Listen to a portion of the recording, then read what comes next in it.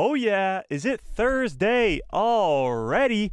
Wow, do we have a lot of news to get to today. Obi-Wan Kenobi Season 2, Ewan McGregor and Hayden Christensen both want a second season. Also, today, during today's live stream in a live stream? Inception?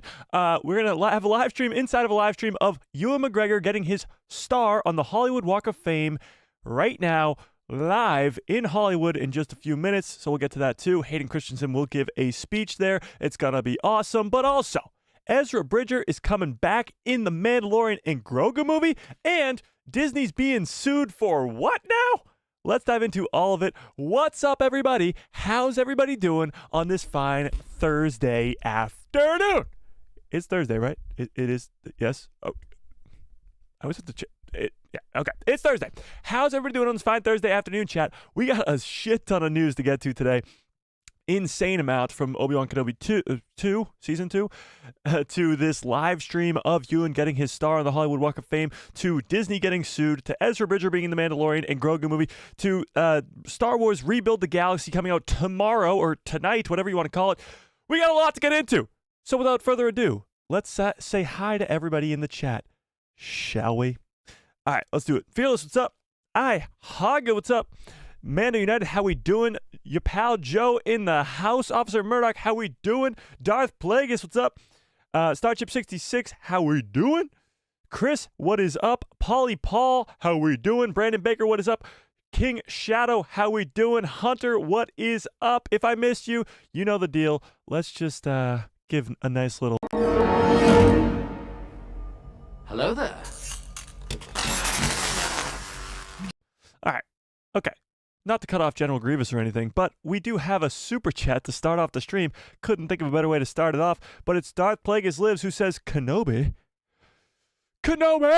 I want more. What's up, Mike? Nothing's really up. I'm hyped for this live stream, but I appreciate the super chat. I really, really do, and I do want more Kenobi too. I must say, last stream, I was very against an Obi-Wan Kenobi Season 2. But hearing how much Ewan and Hayden want to come back to these roles of Anakin/Vader and Obi-Wan, I mean, you can't say no to more. It depends on the story. It fully depends on the story, and if there's a good enough story to be told there, it's hard to drag Obi-Wan off of Tatooine again. We talked about the possibility of doing Darth Crate's story. There may be a way to do it correctly, where bringing back these characters won't really change too much. There could be a story there. We'll talk about it. We'll definitely talk about it, but there could be a story there. Okay. But I appreciate the super chat. I really, really do. Super chats keep the lights on over here. Mystic Troll, how we doing? Nestor, what's up? Big Buffet Boy, what's up? How we doing? Great name. John Groom, how we doing? Okay. Who's getting sued? Disney's getting sued. So Disney/Lucasfilm, but Disney is the company that owns Lucasfilm, is being sued for Rogue One. They're being sued for using Tarkin's face, Peter Cushing's face, in Rogue One. They're getting sued for that. We'll talk about it in a little bit, but first I want to focus on this Mandalorian, sorry, not the Mandalorian, on this Obi-Wan Kenobi Season 2 first. Shall we? Okay, let's talk about this Mandalorian and Grogu movie. I mean, Jesus, what the hell's wrong with my brain today? Okay. Let's do the Obi-Wan Kenobi Season 2 news first. Oh, your pal Joe gifted a membership. Joe... Hang on, wait. Not to cut off Joe's membership song or anything, but did Joe just gift Joe a membership? Welcome to the people who love Star Wars.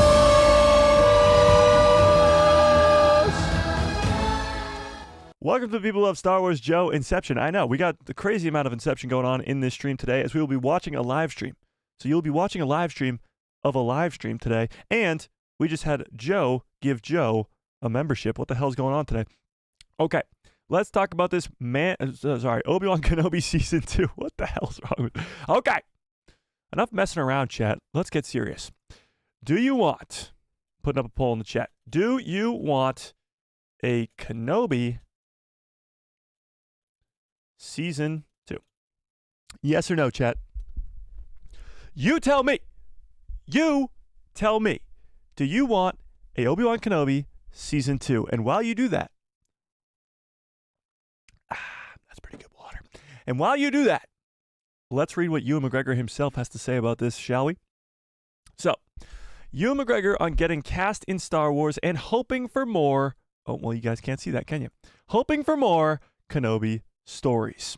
So, Ewan McGregor sat down with Todd Gilchrist, at Variety for a special interview, looking back on his career in the run-up to receiving his star on the Hollywood Walk of Fame, which is what we will be watching later on in this stream. The ceremony will take place tomorrow, as this was yesterday. This article is written from yesterday, September 12th, and the star will be presented to McGregor by friends and frequent collaborators, Mike Mills and Hayden Christensen, which is a big one. McGregor certainly has, has an illustrious and well-respected film career outside of Star Wars, but I don't think anyone would dispute that that it was his cast as Obi-Wan Kenobi that really catapulted him to new heights in fame and success. Obviously, Star Wars does this to many different people in Hollywood. If you're in Star Wars, you're usually going to have a very successful career. I say usually because that's not always the case, but usually, especially in Ewan's case here.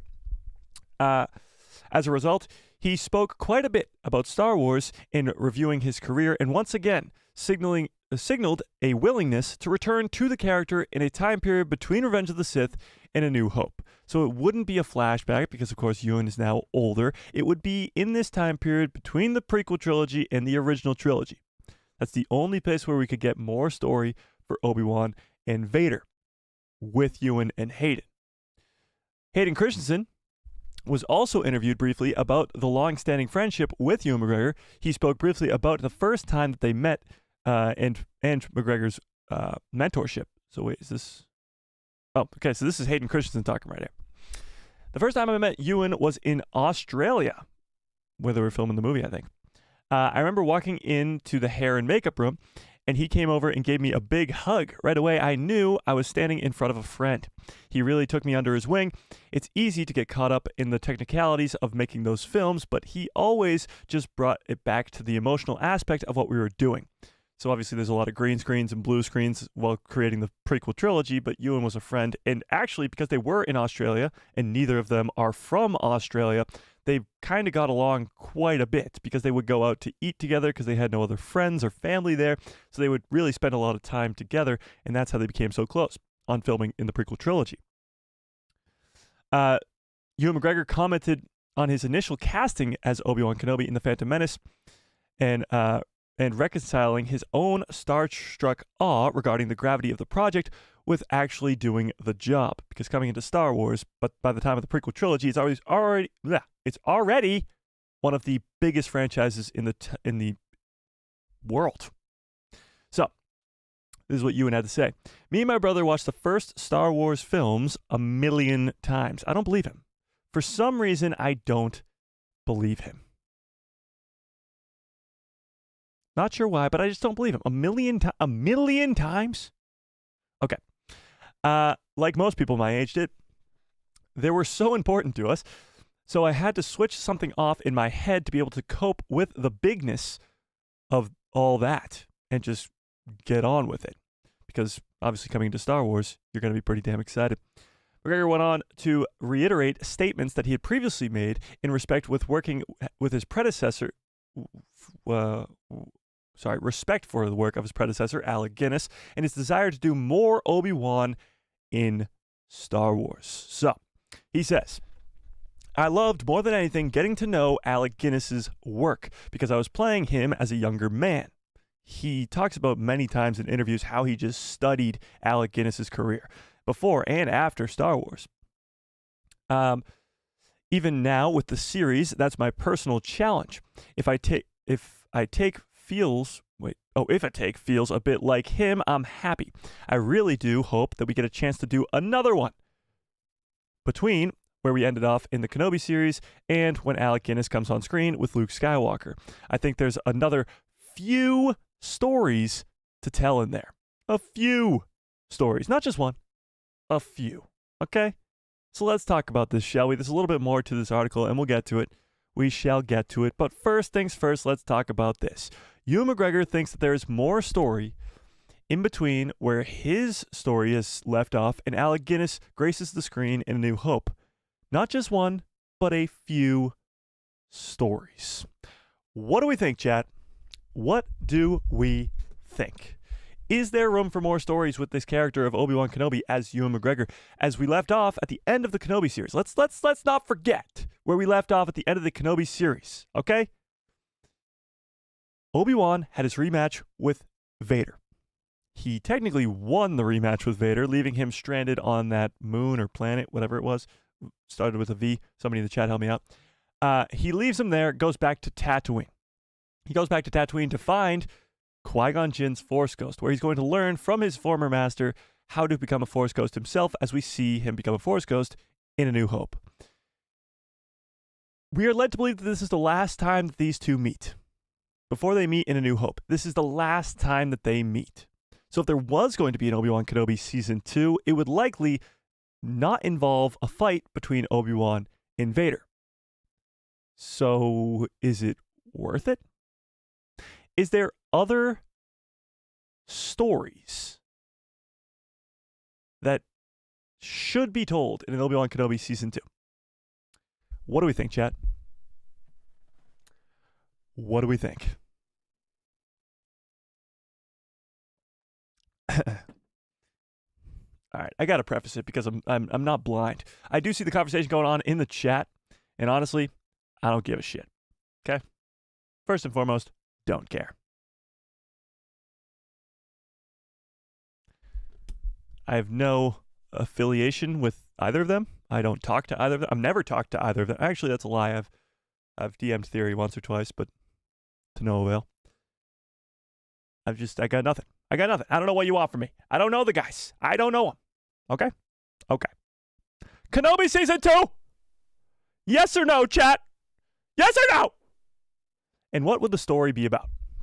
Hayden wants to come back and play Vader, to grace the screen with Ewan again. What do we think? What do we think? By the way, right now, oh, that's a yes. I thought that said no. 84% of you say yes to Kenobi Season 2. So please tell me, what would it be about? What would it be about? You're all saying yes, but what would it be about? It can't be Vader versus Obi-Wan, because by the time of A New Hope, first of all, Vader says, now he says something along the lines of, I sense something that I haven't sensed in a long time, whatever he says. But when they fight for the first time, Obi-Wan talks about how he's become more powerful than when they last met. And him actually dying makes him even more powerful because now he's a Force Ghost, he's one with the Force, and he can help Luke. So, and Vader, of course, says, since last we met, I was but the learner, and now I'm the master. So clearly it's been a long time since the two of them have fought.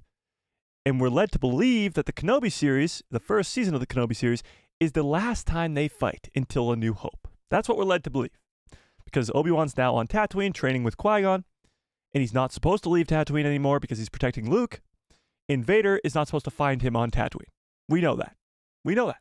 So what is the story? 85% of you in the chat say yes, you do want a Kenobi Season 2, but what would it be about? Ewan wants it. Hayden wants it. You guys want it. So what the hell is it going to be about? I'm perfectly fine with an Obi-Wan Kenobi Season 2. I want to see Ewan and Hayden come back to those roles. I just don't know the story. I don't. And it has to be an extraordinarily good story to warrant a second season. So what do we think?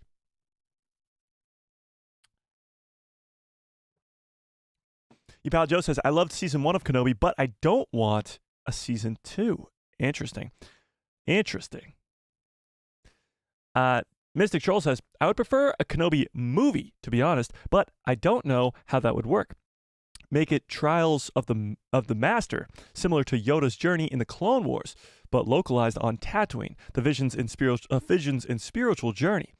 A Kenobi movie, I think, is out of the picture because it already exists as a show. So if they're going to continue more story of Kenobi, it would be in a Season 2. But going to your plot point, which is a sort of same journey that Yoda goes on in season 6 of the Clone Wars to become a Force ghost, that would be pretty interesting. And maybe he could leave Tatooine for a little bit, like he already did.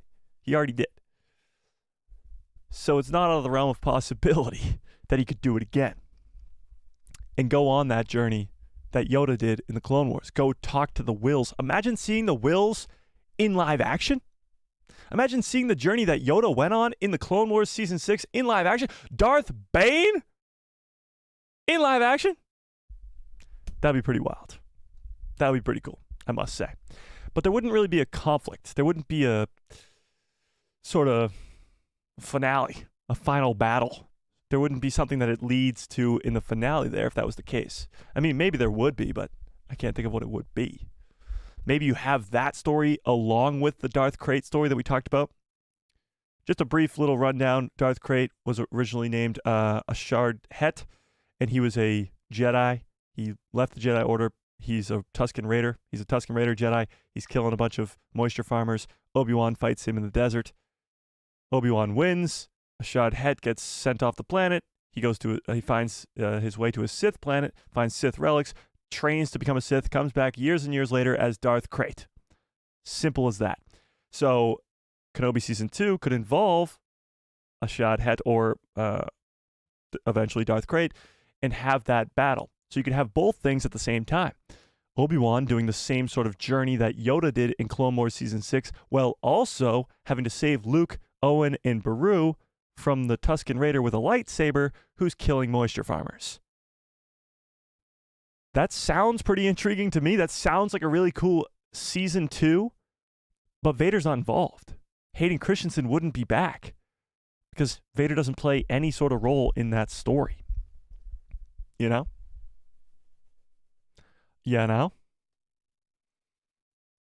Kay says, I just worry if they Kay says, I just worry if they have to stick to Tatooine, the story will be boring. That is a problem. I'm sure there are hundreds of writers right now over at Lucasfilm working their damnedest to try and get a story that works well for a Season 2. You got Ewan McGregor and Hayden Christensen saying that they want to come back. How are you going to say no to that? Look at them in the face and say, no, we don't want you back. You were the two greatest characters arguably, two of the greatest characters in Star Wars, and fans absolutely love you guys. We're not going to have you back. This is not going to happen. So they're going to try their hardest to come up with a story that's good enough for a second season. Yeah. What time is the live stream for the Walk of Fame? I believe in about 12 minutes, but I'll double check. Nestor says, I want a Season 2, but I don't want the same people who did Season 1. I need the episodes to be longer, just like Andor's, and have a 10-episode season. Okay. But what would the story be, Nestor? Because you're talking about making the season even longer. I think Season 1 should have been even shorter. I think a lot of the earlier episodes in Season 1 were too long. Or not too long, but they just didn't really mean anything to the story. A lot of the Reva stuff and young Leia stuff, it was important, but it wasn't like that important. People came to see Obi-Wan and Vader, not young Leia and Reva in the Grand Inquisitor. That looked interesting. So I actually think Season 1 should have been shorter. Season 2, we're already talking about, doesn't really have much of a plot to it as far as we are aware. So how could it be longer? You know? Nestor says, or they could do the original Kenobi trilogy story that was supposed to happen before it was turned into a show. Have you heard of the Obi-Wan Kenobi trilogy? Yeah, I have. Again, Kenobi's been through a bunch of iterations. It was supposed to be a trilogy. It was supposed to be just a single movie, and then it turned into a show, and it even got reworked from there, from a show to a different show. So at one point, it was going to involve Cody, maybe even Rex, and all this other. So yeah, it's been through the works. I'm sure there is some sort of story out there. I just don't know what it is. You know? Tatooine has a lot of potential. Tusken Raiders, Jawas, pod races, etc. That's true, Annie K. But how does it top the first season? I feel like you're trying to, with the second season, always top your first season. And the first season's freaking Obi-Wan and Vader, the rematch of the century. How do you top that? How do you draw fans back in? And let's not forget, chat, I feel like everybody forgets this when they think of Obi-Wan Kenobi because the character of Reva was so hated. Reva is still alive. Don't forget, she lives at the end of that show. So her involvement would be very likely in a second season as well. Yeah. Yeah. True, season 1 was stretched out and repeated some storylines, like Leia getting abducted multiple times. Exactly. I actually think that the first season should have just been a movie. It would have worked better as a movie because it would only be about 3 hours instead of the 6-ish hours that we got. Yeah. For sure. Matthew says, I want the other shows they've finished on Blu-ray. I bought Andor and Kenobi and Mando Season 1 and Season 2. I bet you they plan on doing that at some point. It's weird the Book of Boba Fett's not out yet. But I'm guessing Ahsoka's going to come out on Blu-ray. I mean, The Acolyte probably not, but... yeah, that is weird that they wouldn't do it with all of them. And The Mandalorian Season 3 didn't either? Huh. The more you know. The more you know. Maybe we could see Obi-Wan travel to Dagobah and train with Yoda and Qui-Gon in Season 2. Now we're freaking talking, chat! Obi-Wan goes to Dagobah to go train with Yoda to learn to become a Force Ghost. Not just Yoda, but also his master, Qui-Gon, to learn to become a Force Ghost. Because Yoda already knows. Yoda's got the knowledge. That would be incredible. That would be incredible because, first of all, Qui-Gon can only do so much. He's a Force Ghost. He can probably teach him what to do, but he can't really show him how to do it. Yoda, on the other hand, can do exactly that. The only problem becomes he can't leave Luke on Tatooine. So what does he do there? There's a few different options here. He could leave somebody he trusts with Luke on Tatooine. Maybe Ahsoka Tano calls up a favor from an old friend. Hey, Ahsoka, I know things have been rough for the last couple of years. Order 66 happened, the Empire. Our good friend Anakin, he's now ruling the galaxy, your former master. But I need a favor. I need a favor, okay? Could you come watch this 10-year-old kid for me for a little bit while I go train in this swamp with Yoda? It'll be like a reunion, honestly, that would be awesome. Who else? He could get Bail Organa. He could get Bail Organa to come look over Luke for a while. But I don't know how good Bail would be at protecting Luke. Ahsoka would be a lot better. Huh. That would also change some things because Ahsoka would be pretty questionable of why she's protecting a 10-year-old kid. Interesting. Chris says, Yoda taught Obi-Wan at the end of Revenge of the Sith. No, he told Obi-Wan at the end of Revenge of the Sith that his master learned something. He didn't teach him in that moment. They had to go into hiding. Yeah. Matthew says, the Mandalorian and Grogu movie is in production. Yes, it's filming right now. No news on the Rey movie. Is it canceled? No, the Rey movie will probably film early next year, if I were to guess. They just can't really film 2 movies at the same time, Your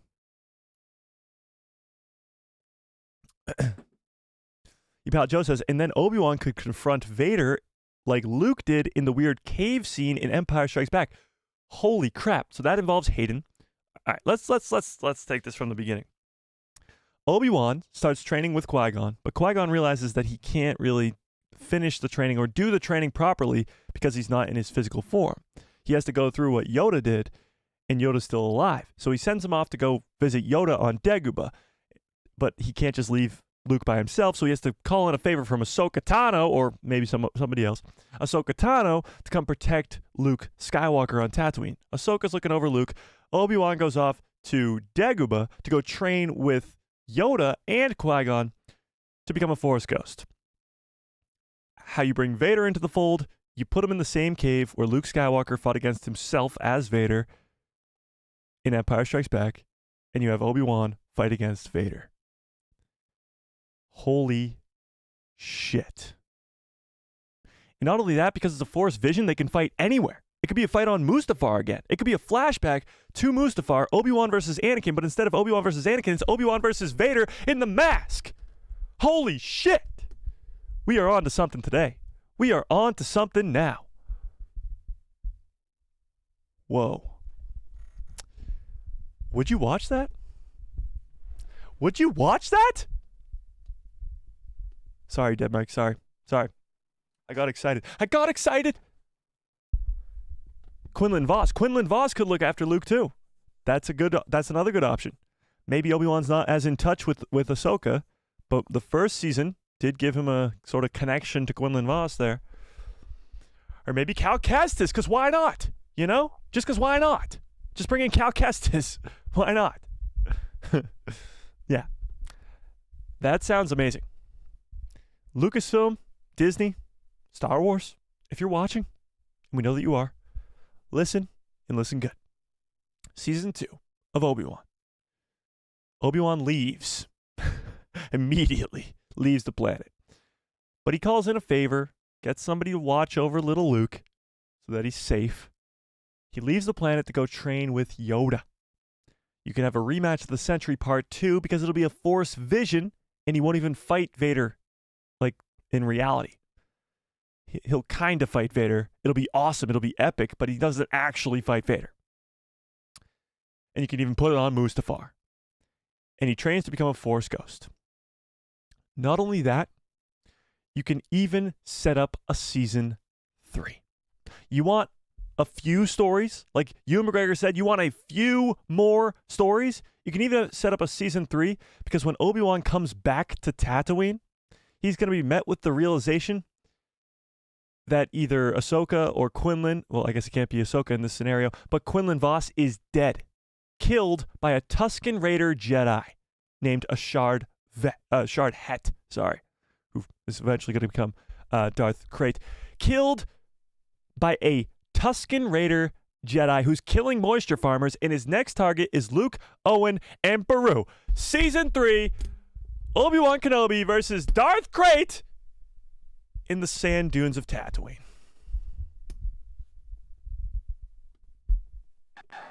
This is where the fun begins. I came on to today's stream.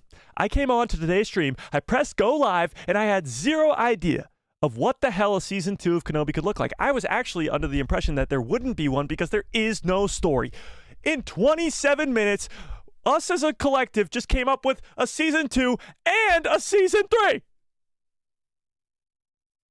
And tell me, that wouldn't be awesome. What do we think, chat? What do we think? Sounds amazing, doesn't it? Whew. Now we're cooking. We are cooking it up. Can we get an Uncle Owen show? Well, what would that be about? Uncle Owen just taking care of the moisture farm? No. More live action Maul, I'll take it.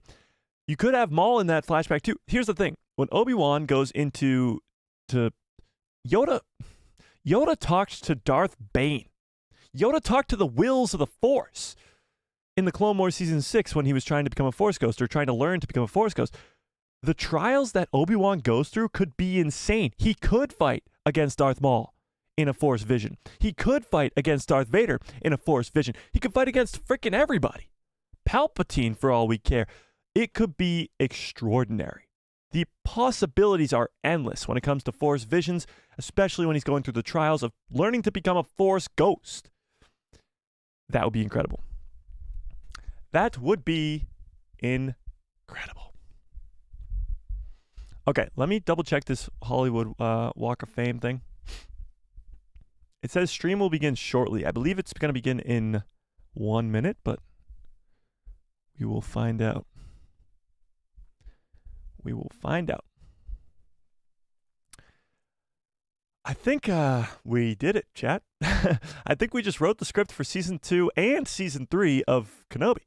And I came on to stream today thinking that there was no chance that we would ever find a story good enough for a second season of Kenobi, and we just did it in a half hour.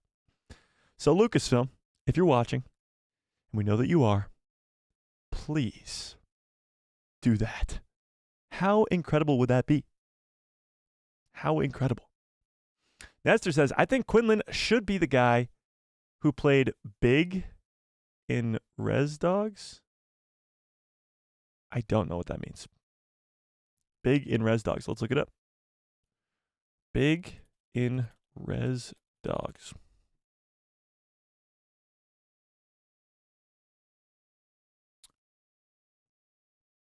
This guy? Ooh.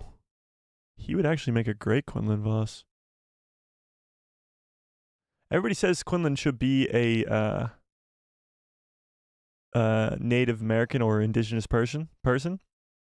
This would actually be a great cast, for sure. That'd be great. Yeah, Quinlan. Why not Quinlan? Plus, you can kill off Quinlan. I know I'm like, Mike kills everybody. Of course, Mike just wants to kill everybody, but kill off Quinlan, okay? Make Darth Krayt a good enough threat by killing off Quinlan Voss. You please fans by bringing in Quinlan because everybody loves Quinlan, even though he has like 0 live action airtime except for in The Phantom Menace screen time. You bring him in to please fans into live action, and then you kill him off by the end of the series. That would be awesome. That would be so awesome. Okay, let me double check this Walk of Fame thing. Make sure it didn't start on us. Still says it will begin shortly. Hang on. Hollywood Chamber of Oh, it started. Shit. Okay. Commerce, and it is my pleasure to welcome you to the Hollywood Walk of Fame ceremony for Ewan McGregor! Yeah! Woo! Yeah! The Chamber has proudly hosted the globally iconic Walk of Fame for more than 60 years for millions of people around the world. You think George Lucas And will be now here? I would like to introduce you to Steve Nissen, What's happening to our the sound here? president and CEO of the Hollywood Chamber. Take it away, Steve. Take it away, Steve. What happened to our audio here? It went all weird. Let's go to YouTube. See if this is better. Welcome to Hollywood, and first let's give a big shout out not Oh, it's a only live to our chat. fans Let's go. right here, and there are a Is lot George of there? you. George is there? Who said that? Hello there. Let's and a big shout go. out to our fans watching around the world on our live stream presented by our media partner, Variety. And come on, a little love for Variety. Holy crap, there's so many people in here. And you know, let's thank our neighbors along the boulevard who helped. Okay, make here's what we're gonna do. I'm gonna mute that. Once I see Ewan or Hayden's face, we'll click back over to that. Okay. So, Obi-Wan Kenobi season 2. Did us coming up with that plot sway any of you one way or the other? Isn't George standing back there? That's not George Lucas. No. It's a guy who kind of looks like George Lucas, but that's not George Lucas. No.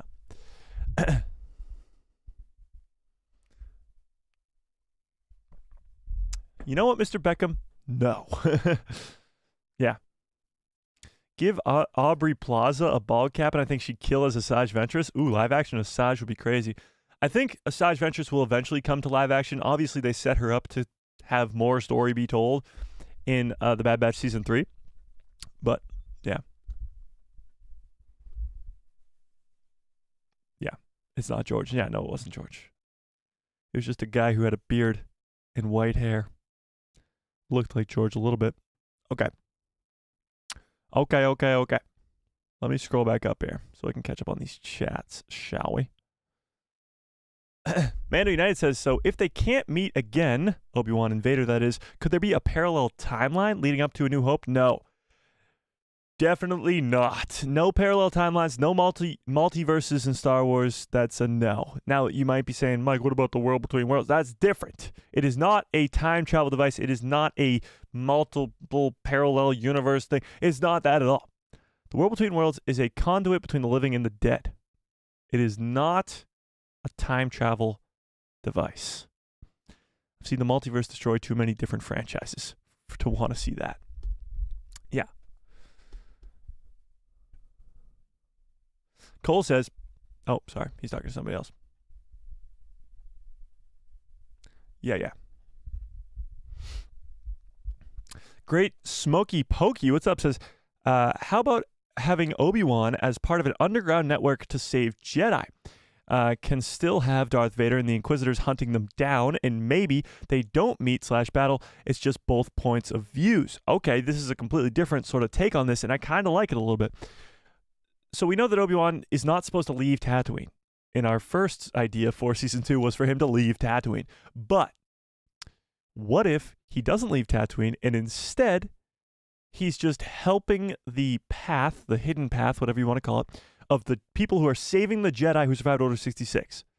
What if he just helps by using Tatooine as a place to filter Jedi through? He communicates with Qui-Gon, he communicates with the rebellion, or the beginning of the rebellion, the hidden path people, to help Jedi who survived Order 66. It would allow us to see a bunch of familiar faces, like a Quinlan Vos or anybody really, Cal Kestis, Grogu, Ahmed Best as Keller and Beck again. It would be pretty cool, actually. That's a great idea. Okay, let's see. Oh, there's Ewan, but he's not coming up yet. They're clapping about something else. This guy's still talking.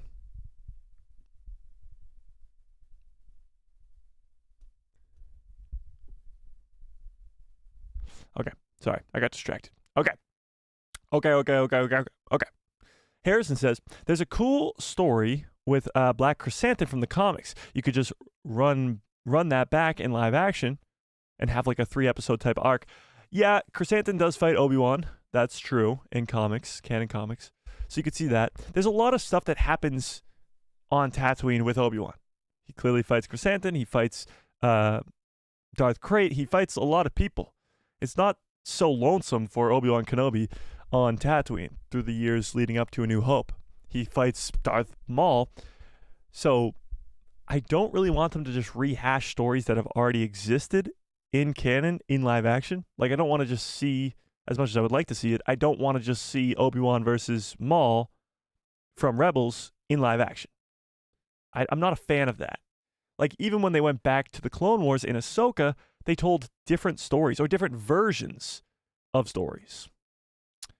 So it's not like they're just rehashing the story that already happened in the Clone Wars.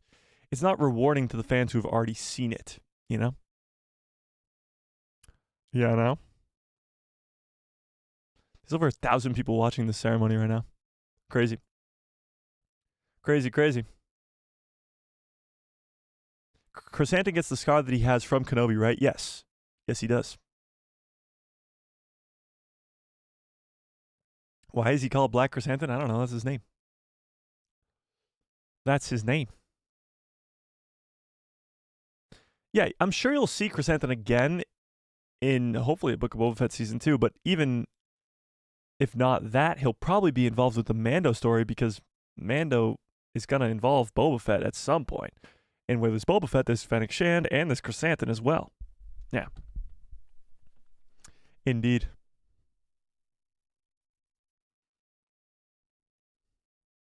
I want an Acolyte Season 2, not Kenobi. Why not both? Why not both? What is the status on the movies? We know nothing except that the Mandalorian and Grogu movie is shooting right now. That's true. And a lot of stuff when it comes to the movies is kept a secret. A lot of the Rey stuff is, of course, kept a secret. The script has been written now. Daisy Ridley has read it now, but they're not going to tell us anything about the movie until they have to. So, yes, the Mandalorian and Grogu is shooting right now, but we know so little about this film. So little. Now, we're going to talk about Ezra Bridger possibly being in this movie in just a little bit later on in this stream, but we know so little about this movie except for Sigourney Weaver, whatever the hell her name is. We know that she's going to be in it. We know that Pedro Pascal's going to be in it. We know Grogu's going to be in it, and that's about it. So there's no real news when it comes to the movies. But yeah, still hyped for Andor Season 2. Oh yeah, Andor Season 2 is going to be epic. That's for damn sure. This explains how Obi-Wan knows where Yoda is hiding. There has to be some sort of communication between Obi-Wan and Yoda, that is true. But it doesn't necessarily mean that they have to be on the same planet. Think about it this way. In Star Wars Rebels, when Ezra Bridger talks to talks to Yoda, Yoda's still alive. He just meets Yoda when they go into that Jedi temple on Lothal. So it's not necessary that they have to meet in person, but I'd love to see it. Yeah. Luke doesn't need stalkers. Auntie Aunt Beru and Uncle Owen can protect him. No. Obi-Wan is there to protect Luke, so he's not going to leave Luke alone without more protection. He doesn't see Owen and Beru as protection. No, not at all. Yeah. The Wizard Cat says, Obi-Wan Season 2, I feel, is very likely. It is definitely more likely now than it has ever been. Because Ewan McGregor just keeps on talking about how he wants a Season 2 of Kenobi over and over and over again. And fans are backing him up. They want to see more of his character and Hayden's characters on the big screen, mostly because we just want to see those two back together. Like, just the two of them being friends is awesome. And seeing the two of them working together on Star Wars is awesome. Not to mention the fact that their two characters are some of the greatest characters to ever exist in Star Wars. People want more of that, you know? This guy's still talking. If you want to know what's going on here, this guy's just still talking. So, just waiting for him to get off the stage so we can hear Hayden and Ewan. That's what we want to hear. Okay. Hayden is now the only Vader. The torch has been passed. Yeah, kind of. Well, yeah, in a way. In a way. The Star Wars Rebels crew could watch over Luke because Ahsoka is busy? No. This would be before Rebels even begins. Yeah, this show would take place before Rebels begins. So the Rebels crew wouldn't know who Ahsoka is. I like where your head's at, though. Live action Clone Wars show now. Let's do it. Again, what I just said is I don't want that. I don't want to rehash a story we've already seen before. I know a lot of you guys are like, no, Mike, Clone Wars live action now. If it's a new story, then yes. But if it's just a recreation of a Clone Wars arc, I don't want it. I don't. Oh, Ewan's on the stage. Ewan's on the stage. Hang on.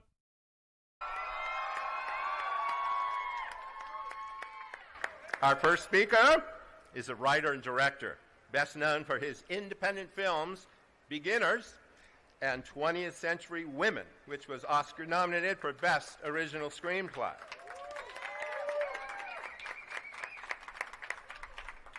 His latest, Come On, Come On, or Come On, Come On, is that the way? Premiered in Telluride. Please welcome filmmaker Mike Mills to the stage. So Mike Mills has a lot to do with, of course, the success of Ewan McGregor in his early career. That's why he's one of the two speakers, along with Hayden Christensen. Hi. This is so weird to talk to these few people when all of you guys are out there. The crowd there must be insane. So I might come around here a fair amount. That's Obi-Wan Kenobi. Ewan and I, about 15 years ago, we made a little film called Beginners, which is much bigger than Star Wars and Moulin Rouge. I'm sure you've all seen it. That's why you're here today. And looking at that list of people you work with, I'm so honored, my friend, that you asked me to come talk today. I cried when I got the word, because working with Ewan, he played sort of a version of me in this film. Kind of upset he didn't ask me to come talk for him. And you wore this jacket of mine in the film. And it was just, all you all, it was the funnest thing in the world. And one of the deeper things in the world. And I had so much like film camaraderie with you. And I'll never, ever forget it.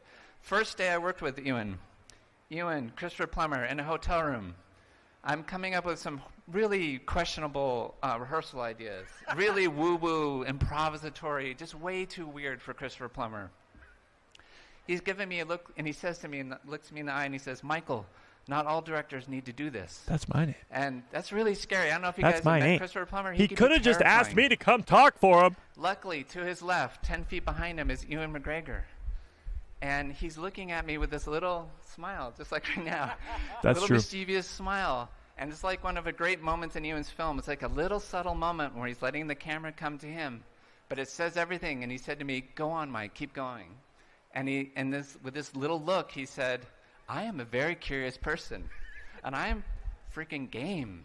And I want to do what I've never done before. And I'm up for it. And I feel like that's in all of his performances. You get this sense of someone who's like, loves it and is up for it. And it was so inspiring to me, and I'll forever be grateful to Ewan for saving my ass in that moment and saving my film's ass in that moment. Let's go to the end of that film. I'm sorry I have to bring up Christopher Plummer because we were in this very intimate thing together, and trying to think of what to say today, Christopher kept coming to me. Yeah. He's passed away now. He kept coming. Sit down, like, bro. Christopher wants to steal the scene from you. Ewan again, looks unbelievably good. I see that you guys saying that in the He chat. just wants to be here. And How old is you? Ewan McGregor? Somebody in the chat help me out. Last day working, his character is going to pass away in this day. He's loving it. He's a king about to die. He loves it. Ewan comes up to me, and he has this look on his face, which he never really had. It's like, let's go now.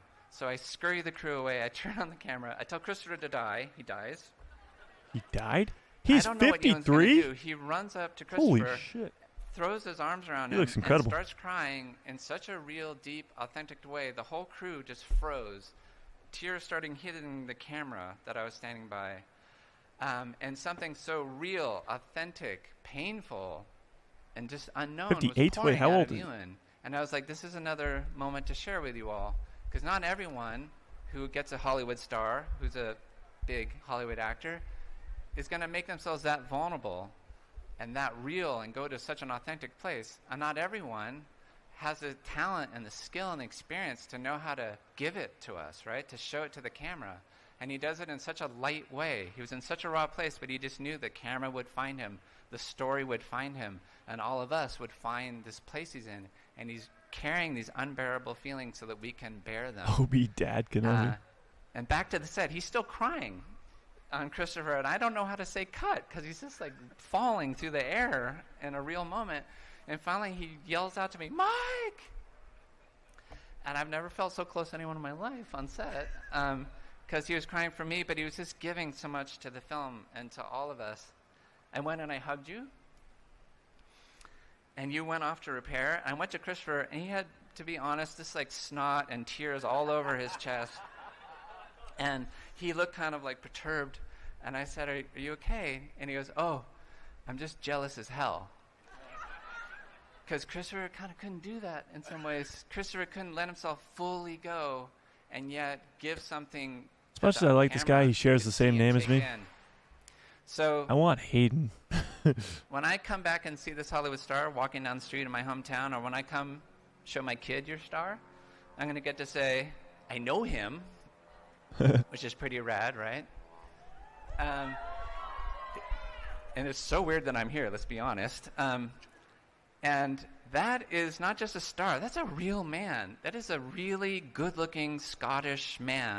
That's pretty good. Who really loves his good. job. He would say this all the time on the film we're working on. It's just a little film, right? Almost every day, you want to go like, I can't cuss. I freaking love my job. I love this. I'm so lucky. And he truly felt that. The crew couldn't wait for him to show up in the morning. We filmed with a dog. The dog couldn't wait for him to show up in the morning. And I feel like you sense that gratitude, this little like fire, flame, energy of gratitude in so many of Ewan's performances. He's lucky to be there. He knows it, and he's eating it up. So I'm lucky I got to work with you. Thank you so much for making that film with me. The best part about Ewan is you can just tell he's a great guy. Same thing with Hayden. Like, you just tell that they're just awesome people. Here comes Hayden. Here comes Hayden! This is truly where the fun begins, ladies and gentlemen. This guy again? Thank you, Mike Mills. All right, before we introduce our next speaker, we have introduce a few him. special celebrity guests in the audience today. What? I like a celebrity guest. Filmmaker and a Walk of Famer in his own right, Jerry Bruckheimer. Who? Who? The what now? Filmmaker and television director, Deborah Chow. Hey, Deborah. Actress, Amanda Crew. Where's Hayden? Director, screenwriter, Rodrigo Garcia.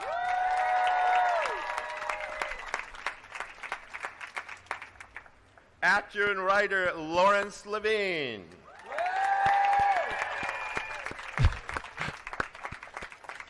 Actor, Dustin Mulligan. All right, get to Hayden. Television Get to director and film Hayden. writer Daniel Minahan. We want Hayden. Film director and screenwriter Peter Cushing. Oh. Where's Hayden? Actress and writer Sophia Takal.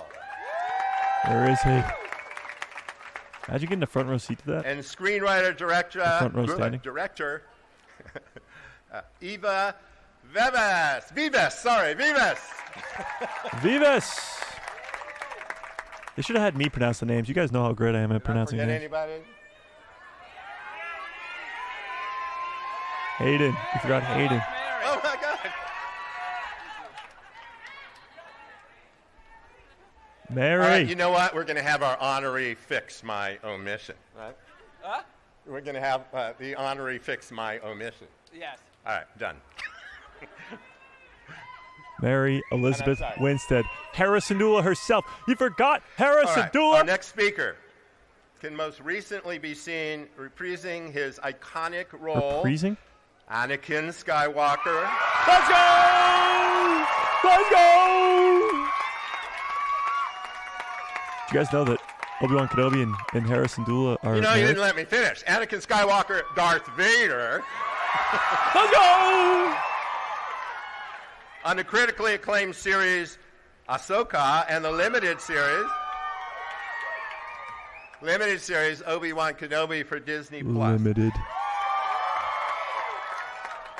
He Ewan's like, received "It won't the be limited National Board of anymore." Review's Award for Breakthrough Performance, as well as Golden Globe and SAG Award nominations for the Cannes Film Festival's Chopard Film Trophy for his breakout role in Life as a House. Life as a house? He lived as a house? He soon went on to star as Anakin Skywalker in Star Wars Episode 2, Attack Let's of go! the Clones, and Star Wars Episode 3, Revenge of the Sith. Let's go! I do see at least one Sith Lord out there in the audience. His other films include Shattered Glass, Jumper, Let's go! Awake, Takers, Little Italy, First Kill, 90 Minutes in Heaven, and The Last Man. So please help me welcome to the stage the last guest speaker, Hayden Christensen.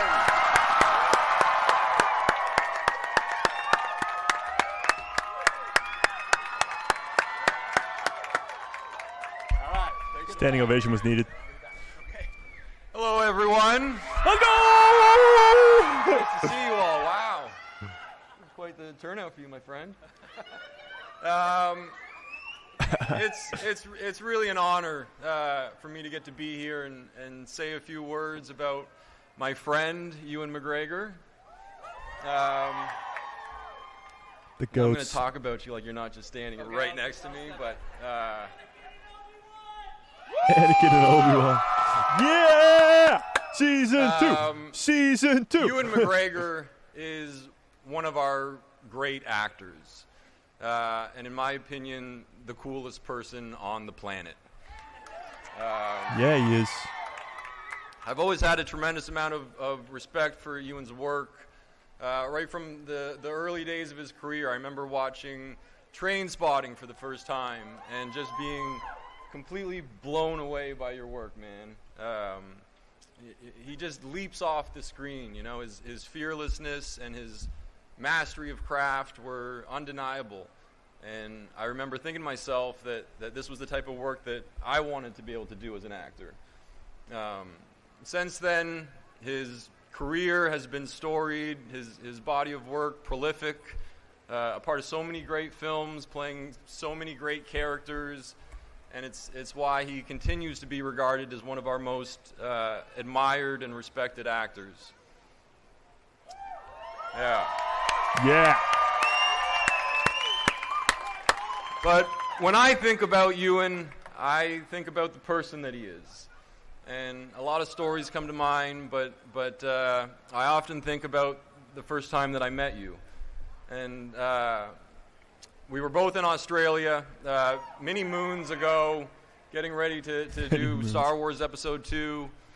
And I was at the studio where we were going to be filming, and the producer was taking me around, showing me some things, and then he was going to go take me to meet Ewan for the first time.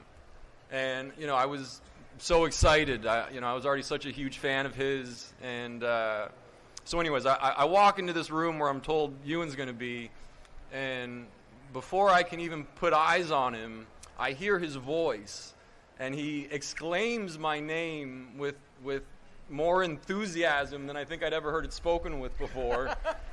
And I turn and I see him, and then he's coming at me, and he comes and just gives me the biggest hug, like just the most disarmingly warm embrace. And we start chatting, and he's just the nicest person, you know. He's telling me how excited he is to be working together and how much fun we're going to have doing our lightsaber training, and he's just beyond kind to me. And it was immediately apparent to me that I was meeting someone truly special, and not just as an actor, but as a person, and that I was meeting a friend. A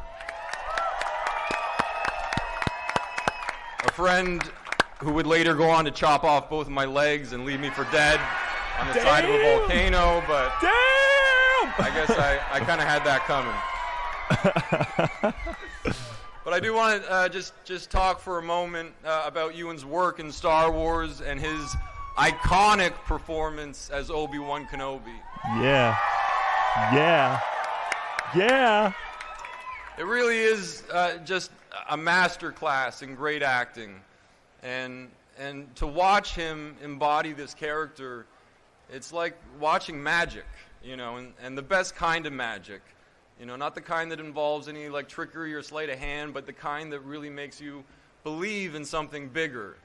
Because he wasn't just playing Obi-Wan, he was Obi-Wan. I mean, he is Obi-Wan. And I really hope we get more Obi-Wan, because this man is just Star Wars gold. Yes! But, yes! You know, he so perfectly brought all of the sort of qualities that we knew about the character, while imbuing the role with his own depth and emotion, and thus creating something that was bigger than the sum of its parts. And it was just a remarkable feat, and I was just in awe the entire time. So, my friend Ewan, I want to thank you for being the best Jedi Master that anyone could have ever hoped for. And you always had my back, and I thank you for that. And I'm just so happy to get to be here with you right now, and it's been an honor and a thrill to get to work with you and swing a lightsaber with you, and more than all of it, call you my friend. Yeah. I love you, brother. I love you too. Thank you so much. Thank you.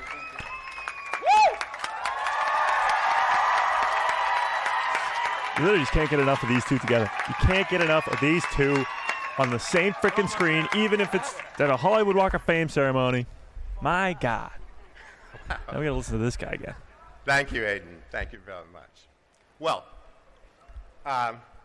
as was mentioned, the Hollywood Chamber of Commerce has administered the Hollywood Walk of Fame for over 6 decades.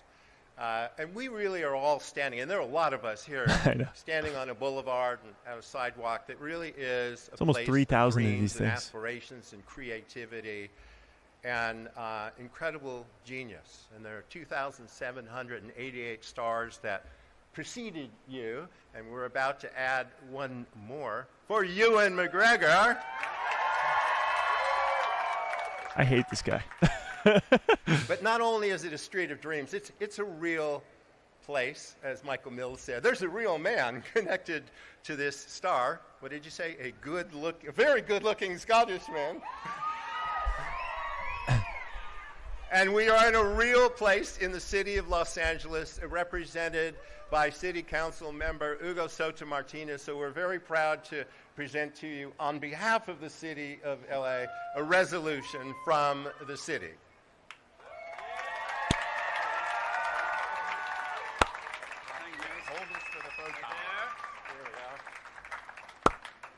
What the hell is this? A resolution for the city? What the hell does that even mean? He can do anything now. That's funny.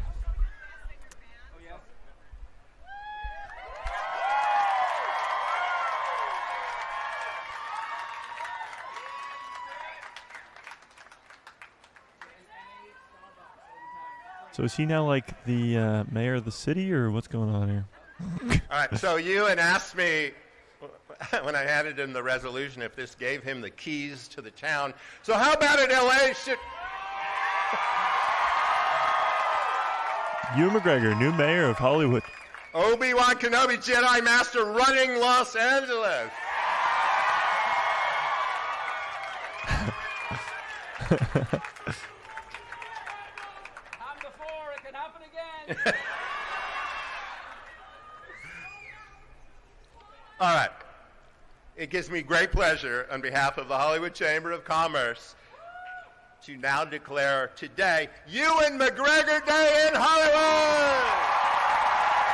He gets his own day? Thank you very much. Now it's your turn. Okay, now I'll say a few words. Hello, everybody! Oh, goodness me. It's impossible to follow these two intros, but I'll try my very best. I just want to thank everybody, all of you, for coming today. You're welcome. I had absolutely no idea what it would feel like or what it would mean, but it's meaning a great deal, and it feels very, very nice and very, feel very touched by the whole thing. I'm so moved that I'm close to my old friend Carrie Fisher on the pavement here. That means a great deal to me too. So I wanted to firstly thank. I played Iago once in Othello, which is the biggest role that Shakespeare ever wrote, and I could not remember this name. So I want to thank the Hollywood Chamber of Commerce's Walk of Fame Selection Committee. First of all, for making this happen. I want to thank Paramount Plus and Disney and Lucasfilm for sponsoring the event. I don't know exactly what that entails, what they did, but I'm really glad that they did it, and I wanted to say thank you very much for doing it. Come on, son. Here we go. All my team at UTA, Rich Klubeck, Jonathan, Caroline, Larry, Sam Stone. There's so many people to thank. Megan, Tori, thank you so much for everything. Liz Hemelstein. I've been working with Liz on my American accents, on every American accent I've done since I Love You, Philip Morris, I think, which is a long time. She's an amazing talent, really amazing. Really amazing. I wanted to do this all my life. Since I was just a little boy, I wanted to be an actor. And I feel like that's what I was meant to do. And I'm so blessed to be able to do it. I'm so blessed to be able to live a creative life, because every day I get to work, I turn up, and I get to create stories with all these amazingly creative people. Oh, I didn't thank you, Mike and Hayden. These creative people. Thank you so much for your beautiful words. Mike Mills is the actor's director. There's no greater experience than being an actor on your set, because you let us free, and it's the most beautiful experience. And Hayden, you're my brother, and we've grown up. You're my brother, but not anymore. We've grown up in this crazy world together over these last however many years it's been, too many, 20, 30 years. And I love you so much. But I get to come to work in the morning, and I work with the most amazing creative people, makeup artists and costume designers and cinematographers and directors and producers and props people, and we all come together and we exercise our creativity as a group to make something that's capable of changing the world, you know, that we make something that makes people feel and makes people think, and therefore can make people change. And I think that is the most amazing privilege to do that. And I love it very much. I was very lucky to work with my daughter, Clara, here on a movie called Bleeding Love. I had a better title before, but some less creative people changed it. to bleeding love. Boom Anyway, roasted. what a privilege. I got to play Clara's dad and be Clara's dad at the same time. It was an amazing thing, and we made this movie that was super personal for us and to us, and we put it out there in the world, and I'm sure lots of people are moved by it and touched by it, and that was an amazing experience. I worked with my other daughter, Esther, who I just was visiting in Halifax in Nova Scotia. She's making a series up there, and I was on set and re-inspired by watching her passion and enthusiasm for this thing that we do and her young cast that were around her, and I came away feeling filled up by it and wanting more of it myself. I was really lucky Kenobi. to work with my favorite actress in the world, Mary Elizabeth Winstead, who's also my wife. Hera Syndulla, ladies and gentlemen. And we made a beautiful piece of work together called Gentlemen in Moscow. And it was oh God, it was like everything I wanted acting to be, that piece of work embodies. Everything I think the power of it and the beauty of it was encapsulated in that experience of working with you, Mary. It was absolutely amazing. I'm so proud of it. My other two daughters who are not actors are here. Anouk, who's too young to be one yet. How many kids does he have? Who's an amazing human being. Is that I don't know 5? what you're going to be, but we'll find out. Jamyan, my beautiful daughter Jamyan. How many kids does he have? I'm not going to be acting with Jamyan because Jamyan's going to be a homicide detective. She is cutting her own path, and we're so proud of you, Jamyan, for everything that you're doing, the things that you're going to do with your life. And my little boy, Laurie, down here. Laurie. This is Laurie McGregor. Do you want to say hello to everybody? Are those actually all of his kids? So, with that being said, I had something that was going to wrap up this with, and now I've totally forgotten what that might have been. He didn't write a script. He's just spitballing up there. It's pretty funny. Just don't remember what I was going to say, other than just to thank you all, and for this great honor. It's really, I can't believe it's been my home here since 2008, Los Angeles, but longer than that really, because I dreamt of it. I dreamt of the movies, and I'm so blessed to be in them. I don't feel any differently about being in them than I did when I was first starting out. I used to sit and watch when I was a child on a Sunday or Saturday afternoon with my chin propped up on my elbows, and I hunger for old Hollywood movies of the 40s and the 30s and British movies, Ealing comedies, just anything. All these, I wanted movies in my life more than I wanted kids shows or anything like that from a really young age. And I'm just so happy to be part of the world. I'm happy to be a creative person, happy to be an artist, and I love it very much, and I love you all very much too. Okay.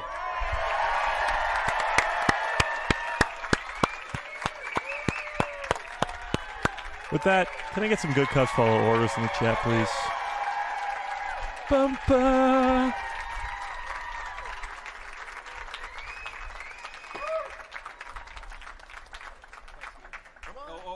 It's time to unveil the star. Unveil the star. Here we go. Oh, do we not get? There's no sound anymore. No sound, but we're gonna watch it. Here we go.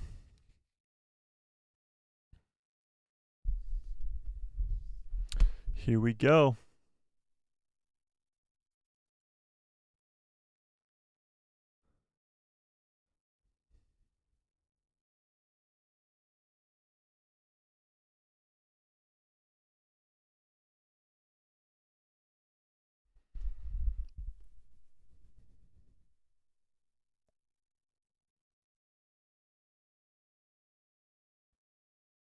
All right, let's unveil this star, shall we? What's going on here? They spelled his name wrong. You mean it's not Hollywwood? The little youngling.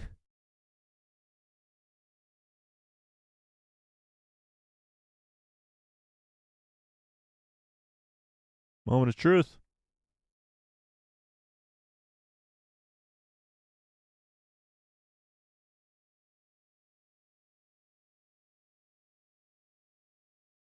Oh my God, it says Ewan McGregor. Who would have thought that? Holy shit, that's crazy. That's crazy. All right, first things first. Let's go full screen here. How many kids does Ewan McGregor have? Let's look that up. How many kids does Ewan McGregor have?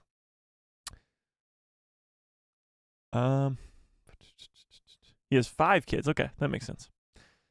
I thought it was 5. That makes sense. He's got 4 daughters and a son. The more you know. That was pretty cool. I mean, it doesn't get much better than seeing Ewan and Hayden together, and they're just the best. So that's pretty cool. It's kind of funny that he didn't come up with a speech at all. It was pretty awesome. But that was cool. That's a lot of fun. Those things are cool. There's some really good ones when it comes to Star Wars actors and actresses in the past. Harrison Ford just got his star fairly recently, and that was pretty awesome. Yeah, that's cool. Cool. Hayden's got to be next then. Hayden's got to be next.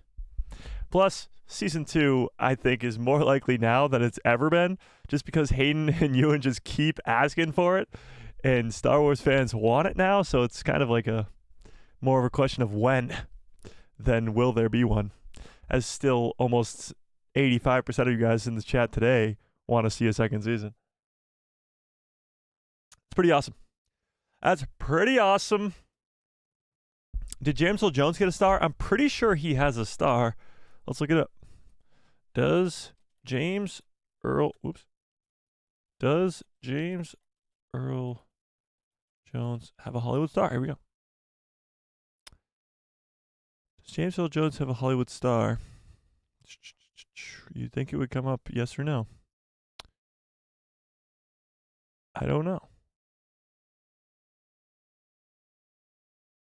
Why does it not come up on the Walk of Fame, maybe?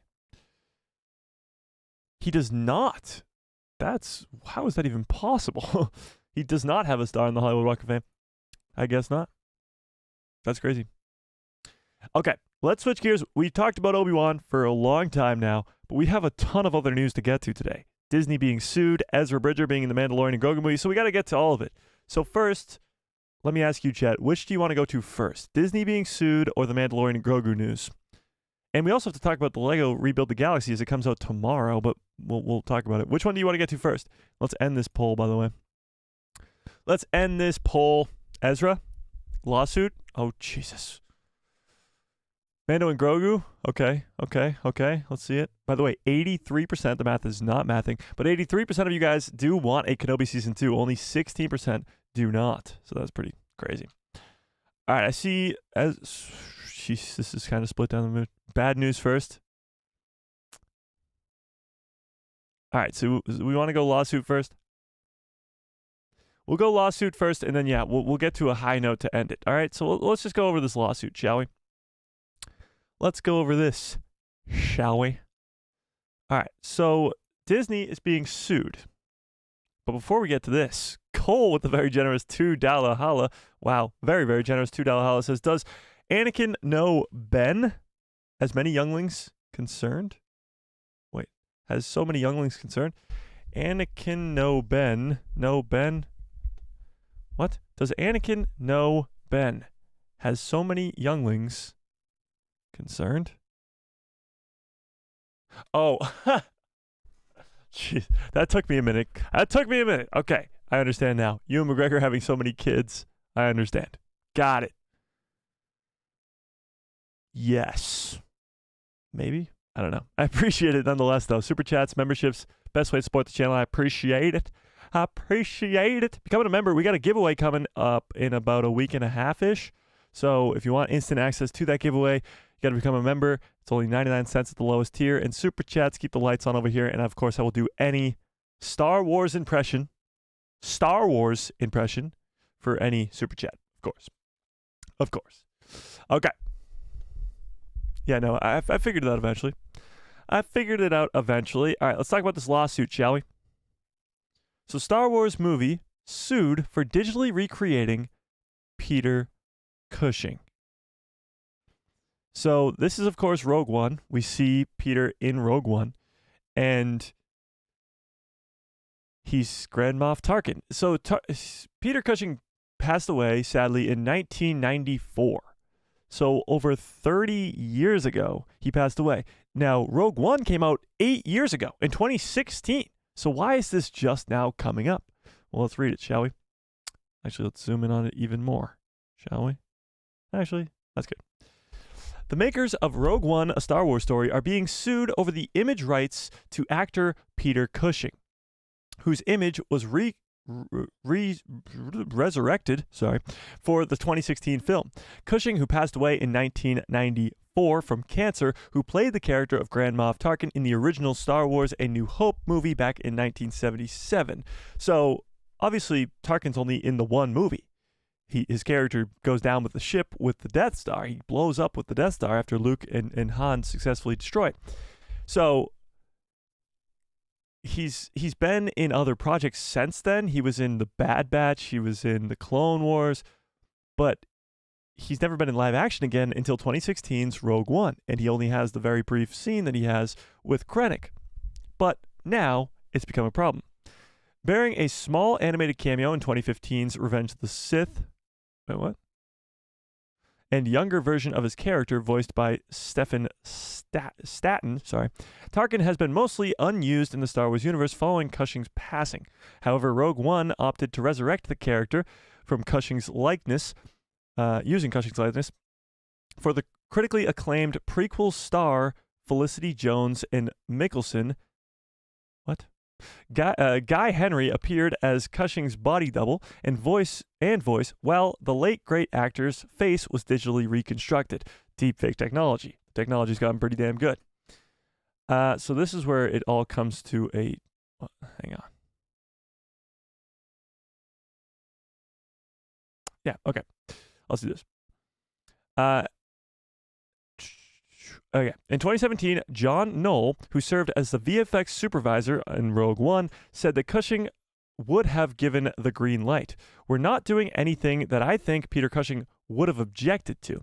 I think this work was done with a great deal of affection and care. Obviously, they weren't like making fun of the guy from doing this. We've seen Rogue One. Tarkin showing up is one of the coolest scenes in the entire movie because, of course, the character's been dead for quite a long time. Hasn't been seen for 40 years almost by that time. Now, one of Cushing's oldest friends, Kevin Francis, is claiming that the actor never gave anyone permission to reproduce his appearance via special effects without his prior authorization. The pair worked together on a number of movies together, The Ghoul, Legend of the Werewolf, and The Masks of Death. He claimed that the agreement was made between Cushing and himself in 1993, before the actor died, while he was preparing to make a film called A Heritage of Horror, which was never completed because, of course, he passed away. The Times reported this on Monday, September 9th, that the Disney Group, who owned the rights to Star Wars and made Rogue One, which, of course, is Lucasfilm, failed to have Francis's claim for unjust enrichment dismissed from the High Court. So this has been going on for a little bit of time here. This is not the first time that this is coming up. So it's a friend of Peter Cushing when he was alive who claims that they made an agreement to not allow his face to be used again after he died. But the thing is this technology was not anywhere close to being around here. So let's keep reading. Francis's company, Tyburn Film Production, which, by the way, if you look this up, it pretty much doesn't exist. I mean, it obviously did, but it was a production company that made movies a long time ago. The movies that we just talked about, The Ghoul, Legend of the Werewolf, The Mask of Death. Like this isn't a current company that's making movies right now. But his company has also brought forward claims against Rogue One producer Lank Heavy Industries, as well as Cushing's agency and executors of his estate. So here's the deal. Lucasfilm went and got permission from Peter Cushing's estate, from his estate, which is his family and the people who got all of his estate. It's the people who got all the stuff that he had when he passed away, and all the permission to do so. So this is sort of just a he said, she said type of deal, unless there's actually written down information of this, actually signed documents about him not allowing people to reuse his image. So this is Tarkin in Rogue One. Why does it say 2? Oh, because there's a second one. This is him in A New Hope. This is him in Rogue One. You know the deal. Okay. Lucasfilm have protested the case, claiming that they didn't need permission to recreate Cushing's image when A New Hope was remastered in 1997, and that $37,000 was paid to his estate to clear the use of his appearance. So they've already paid to use his appearance in 1997 when they they did the special editions for A New Hope in the original trilogy. They already paid his estate to use his appearance. After dismissing Disney's appeal, High Court Judge Tom Mitchison said, I am also not persuaded that the case is unarguable to the standard required to give summary judgment or to strike it out. So he didn't really go one way or another. He said that there wasn't enough evidence, I suppose. So that's the deal. They're suing Disney currently, right now, still trying to sue Disney for the likeness of Peter Cushing. What do we think? Who's in the wrong here? What went down here? What do we think, chat? Who is really in the wrong in this scenario? Is it Disney? Or is this guy just trying to make a quick buck? Because it seems like Disney has taken the care and the time to do what's right, to reach out to his estate and ask if it's okay. Lucasfilm even back in 1997 paid to use his likeness again in the recreation of the original trilogy. So what do we think? Glub Shitto is in the wrong? Oh my God. Wouldn't his estate be aware of this agreement? That's the thing. Like, this is just an agreement between him and his friend from before he passed away. Is there no documents providing any evidence to suggest that this is true? It seems like maybe it's just somebody trying to get some money. Yeah. He's trying to make a buck. It seems that way. It definitely seems that way. Great Smokey says, it's going to come down to them providing evidence of this agreement that he must have signed in the year before his death. Yeah, there has to be some sort of evidence to suggest this, or they're just not going to get anywhere. Because this movie came out 8 years ago. Yes, it made over $1 billion, but I'm sure his estate saw some of that. Probably not that much, but some of it. I wonder if Disney will just settle it to be over it. I don't know, because at some point it might become more money to just pay for lawyers, pay for just this whole process of it. So you might be right. Maybe they will just pay it off just to say it's not worth it. Yeah. Did it not say the person suing is his eldest son? No. It's his friend, Kevin Francis. Indeed. Oh, Annie K with a very generous $2 holla says, Kenobi impression of your choice? Who? All right, I'm going to do a hello there, okay? We're going to do a nice hello there. Hello there. Hello there. Wait, I can do better. Hello there. Hello there. Hello there. Hello there. And then I'll do my Grievous too, just for you. Just for you, Auntie K. Just for you. Hello there. General Kenobi. Hello there. General Kenobi. I got a bad feeling about this. Big mistake. Okay. I appreciate it, Andy K. That's very, very generous. That's very, very generous. But it wasn't a friend. It was a production company. That's true, but it was a friend. They were friends before. He worked with this production company for years. Him and this guy, Kevin Francis, were friends when he was alive. Yeah. Yeah. Yeah. The more and more I read into this, the more and more it seems like this is just a nothing. It seems like this is just this guy in this production company just trying to make a quick buck off of Disney's successes in Rogue One. So, yeah, it doesn't seem like really anything at all, especially when you hear the fact that his estate, Peter's estate, gave them the permission to use his likeness for Rogue One. Like, that should just be the end of the conversation, you know? Yeah. One issue is that Disney didn't use anything they had from A New Hope for this. They used the mold that was created for another movie not related to Star Wars. Huh. That is interesting. But I thought it was all just digitally created. I don't know. Yeah, I mean, I made a full-on video about this yesterday. All the information that we have about it is pretty much in that video. So, yeah, you can go check it out. Let's move to some greater news, shall we? And that is the Mandalorian and Grogu movie. As recently, there's been some sort of rumors going around of Ezra Bridger being in the Mandalorian and Grogu movie. Now, this is not too big of a surprise. We understand that because this Mandoverse is supposed to be a giant crossover between Ahsoka and Skeleton Crew and Book of Boba Fett and the Mandalorian, like they're all coming together in the big screen. Although it's called the Mandalorian and Grogu movie, it's most likely that familiar faces like Ezra Bridger, like Harrison Dula, like Chopper, like Boba Fett are going to show up in this movie. If not this movie, then at least Dave Filoni's Mandoverse movie that they are going to be talking about as well. So, will Ezra be in the movie? Let's put up a poll.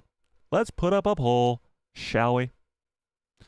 Do you think Ezra Bridger will be in the Mandalorian and Grogu movie? Yes or no? What do we think? I believe actually this news was broke by Star Wars Meg herself, but I could be wrong about that. I honestly have no idea. So if it wasn't Star Wars Meg, I apologize. But if it was, shout out to her. But yeah, so let's talk about this, shall we? I do have a thing pulled up here, but first things first. Iman Esfandi has already come out and sort of denied the accusations of Ezra being in the Mandalorian and Grogu movie. But guess what? Actors lie all the freaking time. All the time. So let's read this article, shall we? JC, what's up? Says, hey, Mike. I'm a little bit late to the party, but congrats on 80K. Well deserved. Thank you, JC. I appreciate that. And yeah, let's not forget. I actually forgot up until this point. It's an hour and a half into the stream, but I forgot until this point. Let's not forget, and let's celebrate for a second, because we hit 80K. Hit it!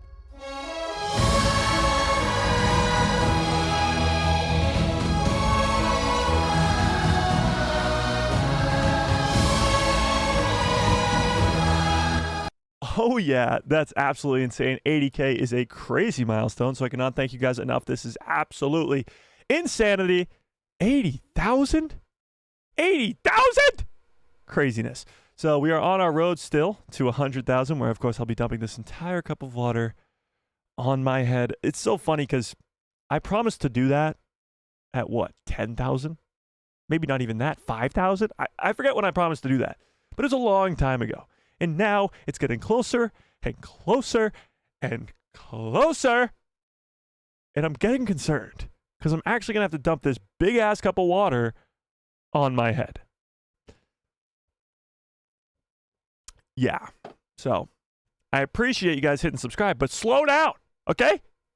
Give me some time to figure it out, okay? I appreciate it. Agnes, what's up? UV Clips in the house as I remember to join the stream. Let's go. There you go. I appreciate it. I appreciate it. 100K around the corner. It is. It really, really is. It's getting close. But we got to celebrate every win, you know? 80K is a big one. It's a big one. So we got to celebrate it for sure. Yeah. Okay. No ice in the water. Once you reach 99K? No, it's 100K. By the way, already 90% of you say yes, you do think Ezra Bridger will be in the Mandalorian and Grogu movie. I agree, but that's a crazy high amount. Okay, let's read this article, shall we?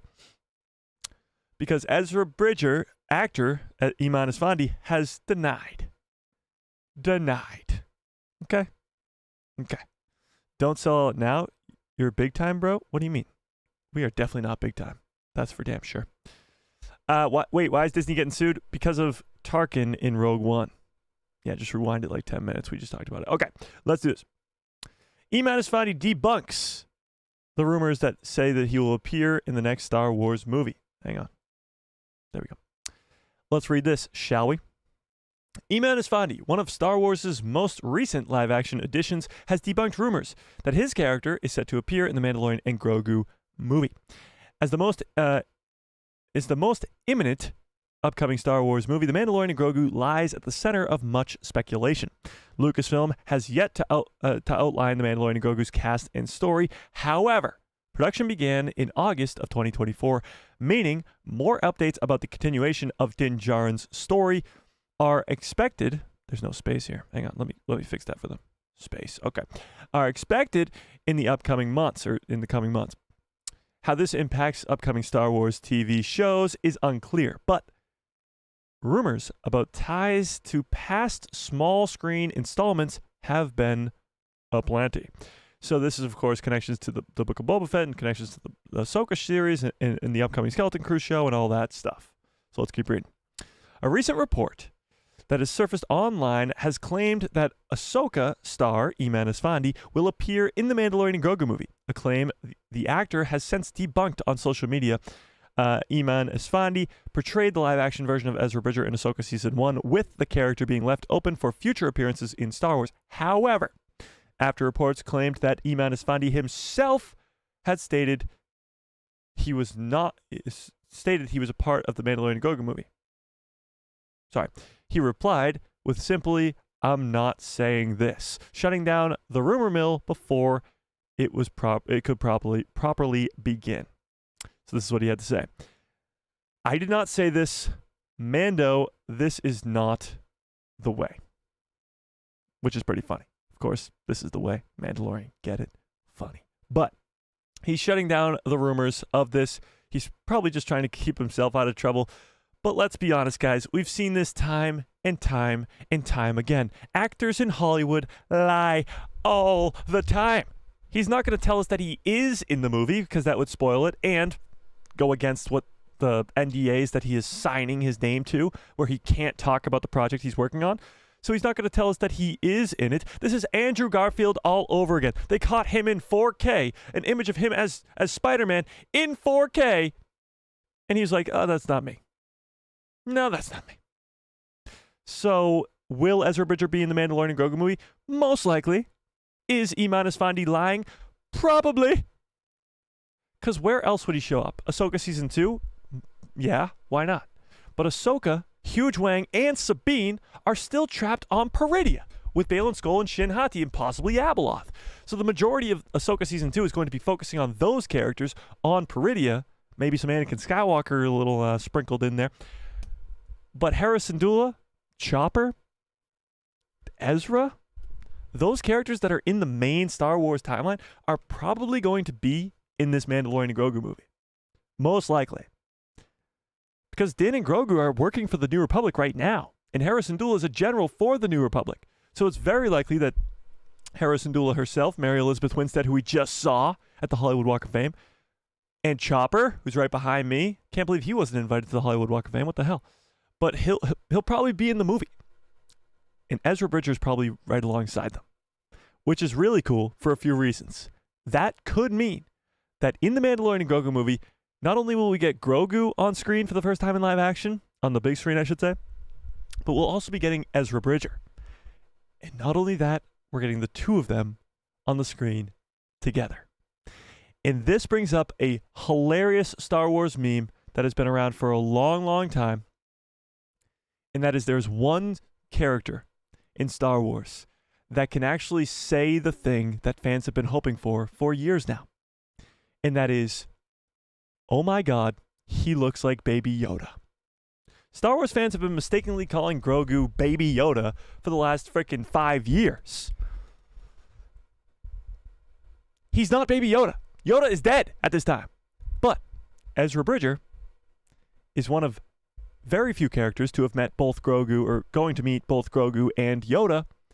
And he is the only character who has the sense of humor enough to say, oh my God, that looks like a baby Yoda. And not only that, I just want to see Grogu and Ezra Bridger interact. Because Ezra's the GOAT. So whether it's Ezra, there's probably Hera. Whether it's Hera, there's probably Chopper. And they're all probably going to be in this Mandalorian and Grogu movie. But let's keep reading, shall we? Because what this means for the Mandalorian and Grogu movie is pretty interesting. So, what does this mean for the Mandalorian and Grogu movie? Naturally, Eman Esfandi's comments will only lead to more speculation about the future of Star Wars New Republic timeline. It is worth noting that Eman Esfandi did not outright deny that he was in the movie, with his comments simply confirming that he did not say it. That is true. He didn't say he's not in it. He just said, I did not say this. That's pretty true. He did not just say it. It could be that the case that Ezra Bridger is lined up for an appearance in the Mandalorian and Grogu movie, something that would track with another surprise appearance confirmed in the film's early D23 2024 footage. That's also a big thing. In the trailer that was sort of leaked out from D23 about a month ago, Zeb Orrelios was in it. We've seen Zeb in live action in The Mandalorian Season 2, but he wasn't in Ahsoka. We saw all the other Ghost Crew members that are still alive, R.I.P. Kanan Jarrus, all the other members of the Ghost Crew that are still alive in the Ahsoka series. Sabine, Hera, Chopper, Ezra, and no Zeb. All but Zeb, because Zeb was in The Mandalorian Season 3. They're waiting to bring all the Ghost Crew together, probably on the big screen. Ezra and Zeb have a very unique relationship, to put it lightly, in Star Wars Rebels. So the only character that he hasn't got met back with, he met Chopper, he reunited with Chopper, he reunited with Hera, he reunited with Sabine. It's Zeb. It's the only one left. And Zeb is in the teaser trailer that we received for The Mandalorian and Grogu just a month ago. Pretty damn cool. Kanan is dead, though. Yes, he is dead. That's what I said. R.I.P. Kanan. Let's keep reading. The footage confirmed the return of Zeb Orrelios, or Gara Zeb Orrelios, a Lasat warrior first introduced in Star Wars Rebels alongside of Ezra Bridger. Zeb made his first live-action appearance in The Mandalorian Season 3 as a pilot of the Adelphi? Sure. Rangers. Sure.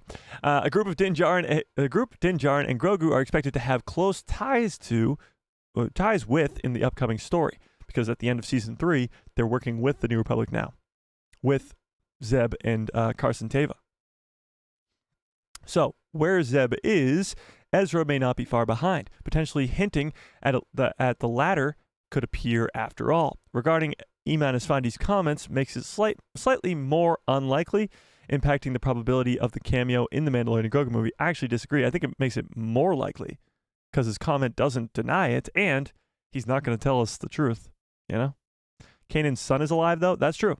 That is true. Jason Syndulla is definitely going to play a big role in the future. Yeah. So the Mandalorian and Grogu is better being as accessible as possible. That's true, obviously, as most Star Wars is. The rumor of Eman Esfandi appearing as Ezra Bridger in the Mandalorian and Grogu movie admittedly makes me wary of a potential problem I think the movie could run into. The problem in question is relying too heavy on past Star Wars stories to make the Mandalorian and Grogu work. This has become a big issue with upcoming Star Wars projects, because how much previous Star Wars knowledge do you need to watch what's coming in the future?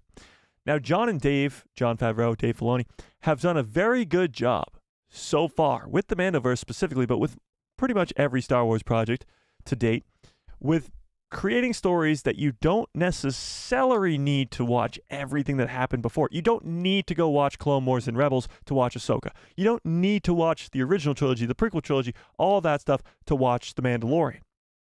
However, it will help just knowing who these characters are more, and getting all those cool Easter eggs and stuff like that. Like, that will help. If you've never seen the original trilogy before, Boba Fett showing up in The Mandalorian Season 2 is still cool. It's just not as cool. If you've never seen Star Wars Rebels, meeting Sabine, meeting Hera, meeting Chopper, meeting Ezra in live action for the first time is cool, but it's not as cool. So watching the Mandalorian and Grogu movie, not having seen any of the previous stuff that came out before that, the Mandalorian, Ahsoka, Book of Boba Fett, even the Clone Wars or Rebels, you should be able to understand the movie itself, but you should not have... It would make it better if you've seen everything else. They're trying to reward the fans who've been with Star Wars forever, while also allowing new fans to enter into Star Wars on this project. Lee, what's up? How we doing? If that makes sense. Okay, let's keep reading.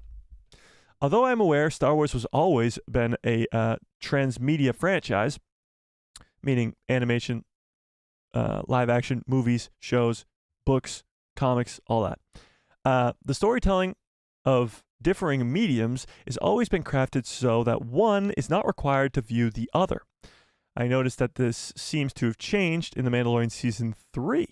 The Mandalorian Season 3, I found the plot points with characters that were being introduced in the stories first began in animation. As a fan of all things the Star Wars animation who feels those projects are overlooked, I was delighted. That said, I am not blind to the fact that introducing characters like Zeb or Bo-Katan and elements like the Darksaber and the Death Watch would mean almost nothing to casual Star Wars viewers who only kept up with the live-action properties. The inclusion of Ezra Bridger in the Mandalorian and Grogu movie may worsen this, despite how exciting it could be. I half disagree and half agree with this statement.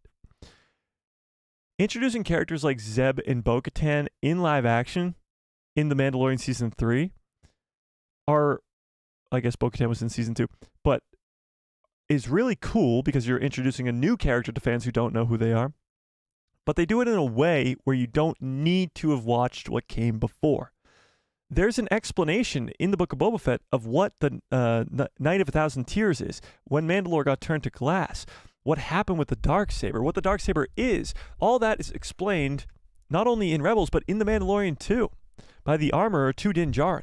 They always find a way to explain it to the audience again, or in a new way, from a different point of view, so to speak. Like, you learn about the Darksaber from Pre Vizsla in Star Wars Rebels. Is it Pre Vizsla? Or no, it's what the hell's that guy's name?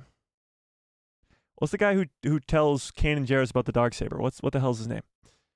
Whatever. You learn about the Darksaber from him. You learn about Tar Vizsla. You learn about all that stuff from him.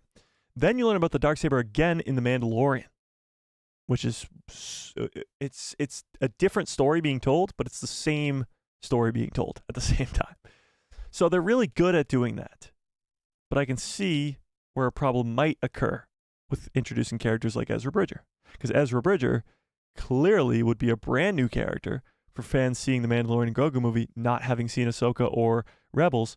And he is a very intricate character with a long history. So, yeah. Maybe it'll become a problem. Maybe. So what do we think? Post Vizsla, hilarious. Okay, what do we think? Will Ezra be in the Mandalorian and Grogu movie? Still 90% of you say yes. That's crazy. I agree with you. I still think he will be. I mean, Eman didn't really deny it. He just said, I didn't say that. You guys said that, not me. So he didn't really deny it, but I definitely see him coming. I see Hera being in it. I see Chopper being in it. I see Ezra being in it. Probably not in a big role. Like, they're not going to be the main characters in it, but they will play some sort of role. Maybe to set up the next movie. Maybe to set up Ahsoka Season 2. Maybe. Yeah. Lee, what's up? Says, hey, is it Thursday already? Sorry I'm late. Hope all is well. What did I miss? No worries. I'll watch it on the playback. I appreciate it. And everybody smash a like. Yeah, how have you not smashed a like on this stream yet? What the hell are you waiting for? I think 1 through 6 should be pretty fundamental. They are Star Wars. George made them. I mean, yes and no. If you've watched Star Wars, usually you've watched the movies. Usually. I'm sure there's a few outliers. But usually you've watched the movies. committing to a show, whether it be 8 episodes, 16 episodes, 22 episodes, or 7 seasons of Clone Wars, it's a lot. So the majority of normie Star Wars fans have seen just the movies. So yes, I would agree with you that probably the majority of the Star Wars fandom, probably 99% of the Star Wars fandom, have seen the movies. 1 through 6, maybe even 1 through 9. But maybe they haven't seen Solo. Maybe they haven't seen Rogue One. Maybe they haven't seen The Mandalorian. Maybe they haven't seen Clone Wars. So they have to be able to understand what's going on and not have to go rewatch 20 seasons of shows. That's always the issue with new stuff coming out. Yeah. It is a tough thread to weave indeed. You'd be pretty lost trying to watch The Bad Batch without having seen the Clone Wars. Yeah, I would say that. I think animation's a little bit different, though. I mean, yes and no. Rex showing up would be weird, because you'd be like, who the hell's this Rex guy? But you'd understand that he's important immediately. So maybe you could watch The Bad Batch without watching Clone Wars, but it would be weird.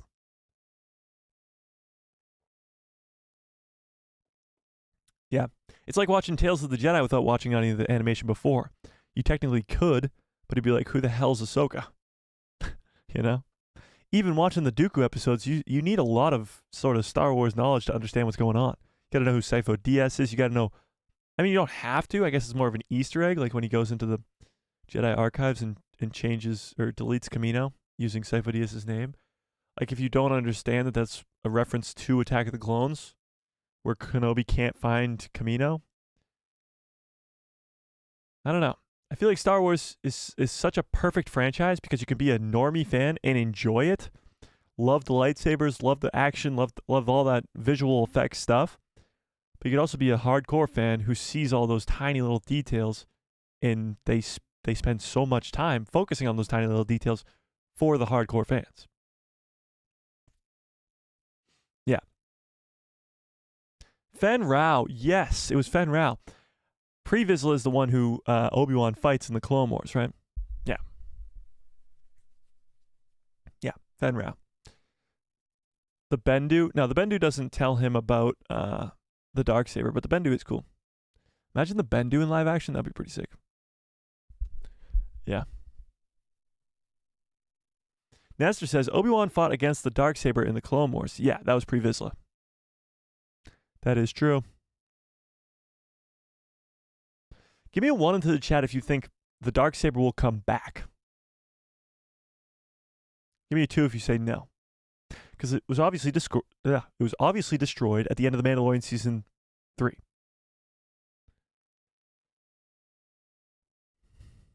But is anything ever truly gone? The Darksaber's been such an iconic thing in Star Wars. Especially when it comes to the Mandalorians. And it being destroyed was necessary because the Mandalorians need to be united and not have to worry about owning a Darksaber to control the people. If the Darksaber was still intact, even though Bo-Katan and the armor brought all these people together, sometime, at some point, some Mandalorian would learn about the Darksaber, and they would somehow get the Darksaber and re-rule the people. It had to be destroyed. But if Grogu gets a lightsaber, Grogu now being Din Grogu, Grogu now being a Jedi Mandalorian, if he creates a lightsaber and it's not a Darksaber, it's a missed opportunity. For sure. Yeah.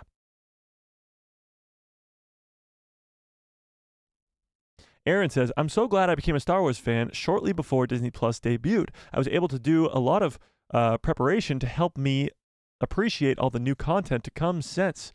That's pretty awesome. Yeah, being able to experience just the fun of watching all these shows release. So you have a premiere episode for The Mandalorian Season 1, or Ahsoka, or Book of Boba Fett, or Kenobi, or whatever it is. The Acolyte. And you're enjoying the show. You can't wait for the next episode. And you speculate all week with Star Wars fans. Happens week in and week out until the finale. and then you do it time and time again, multiple times a year with animation, live action, all that stuff on Disney Plus. Like, this is the coolest time to be a Star Wars fan because you get to spend so much time with the invention of the internet with Star Wars fans. You get to talk with Star Wars fans all the time about Star Wars. And you get so much Star Wars content. And it's some pretty high quality Star Wars content at that too. Yeah. Yeah. I certainly hope so. Ezra's portrayal was one of the best things in Ahsoka, along with Ray Stevenson's Balin Skull, R.I.P. Yeah. Ezra's one of my favorite characters in Star Wars. He's top 5 easily. My top 3 still go Anakin, Ahsoka, Maul. Ezra might be 4. He might be. He's just that, like, I love Rebels so much. You guys know this. I love Rebels. It's my favorite show, period. End of story. Because just the 4-season arc is so good. A single season, it's still Ahsoka, but for all 4 seasons, it's Rebels. Ezra is just that good of a character. And to pull him off in live action is extremely difficult. And they did an amazing job with Ewan Mcgregor. So, yeah, for sure. Lee says, I think it'll come back so it can die again.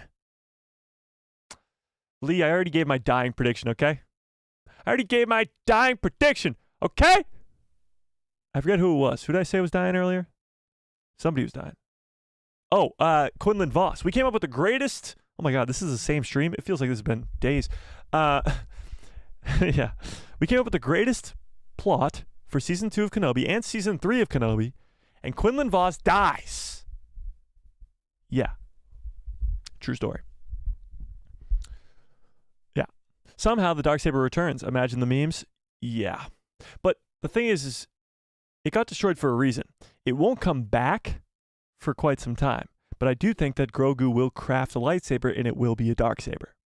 And I don't think fans will complain about that. I mean, maybe some will, but, you know, when are they going to complain about it?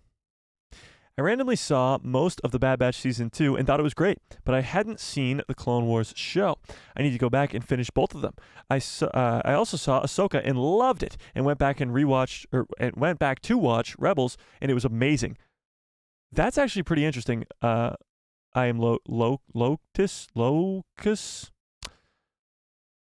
So you watched Ahsoka before watching Rebels or the Clone Wars? So Ahsoka was a brand new character to you when you watched the show?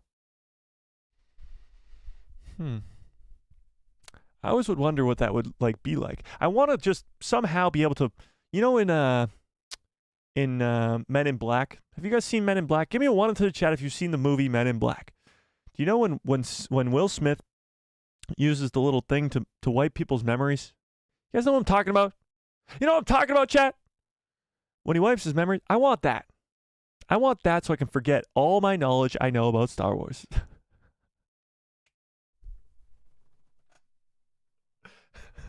I just got a glimpse of myself saying that on my screen over here.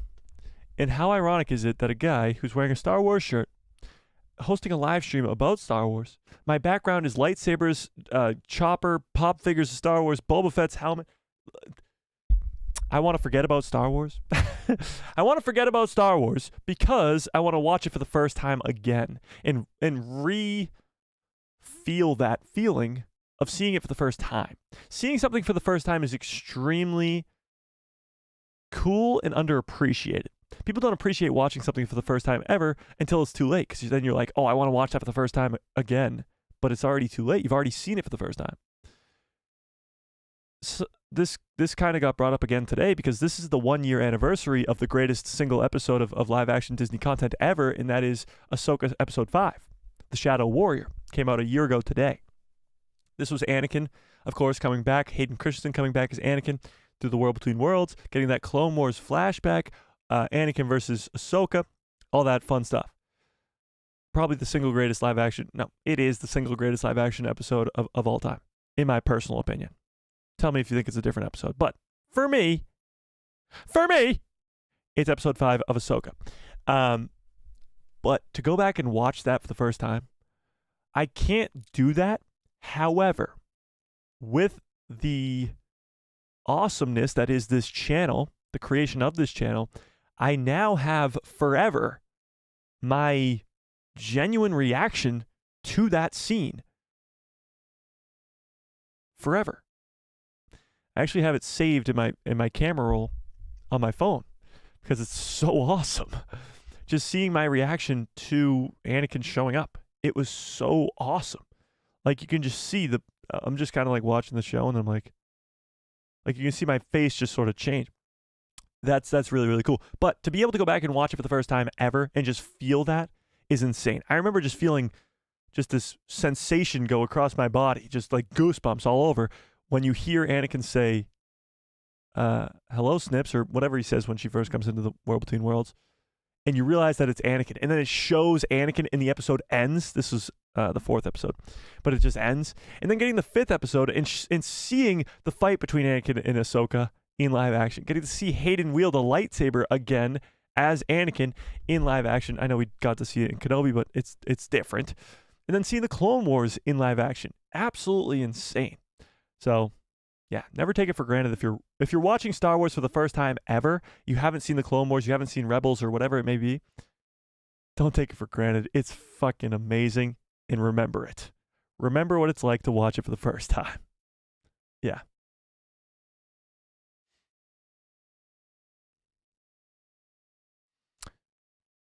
Yeah. Okay.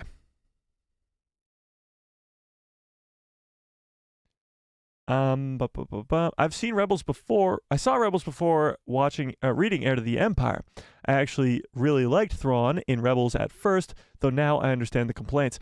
I do understand people's complaints, but I actually think Thrawn in Rebels is done very well. There is a little bit of differences between him in that show and in those books, but if you read the canon Thrawn trilogy, because there's a Legends one, which is the Heir to the Empire one, but there's a canon Thrawn trilogy as well. It is the same character. It's a little bit different, but it is the same character. Yeah. Lee with a very generous $5 holla. Goddamn, Lee, I appreciate it. Says, love you, dude. I love you right back. Says, can we please have your best dying Quinlan Voss impression? Okay. Or the very Glaswegian leader of the Gavian Death Gang meeting Han? What to the who now? All right, let me look up. Let me look this up. Hang on. Let me just copy this and type it here. Paste. I appreciate the $5 holla. I really, really do. Oh, this guy from The Force Awakens? Okay. Let's see if I can do that. Oh, wait, shit. Okay, good. Jeez. That would have been a disaster. Okay. Let's do this. This is the scene in question here. That money. Kanja Club wants their investment back too. Lee, you don't understand how much I appreciate the super chat. I really do. But you couldn't ask for something a little easier. Investment back too. I never made it. Isn't this kid in something else? Club wants their. He looks so familiar. Not me stalling or anything, but somebody please tell me what else this guy's in. Oh my God, this is going to kill me. Somebody look it up immediately. I'll do the impression, but this is going to kill me. He's from something. I know he is. He's in something else. Yeah. Investment back too. I never made a deal with Kanja Club. Tell that to Kanja Club. Let me put this out there. The Force Awakens, underrated or overrated? Tell me in the chat. Because for me, it's fucking underrated.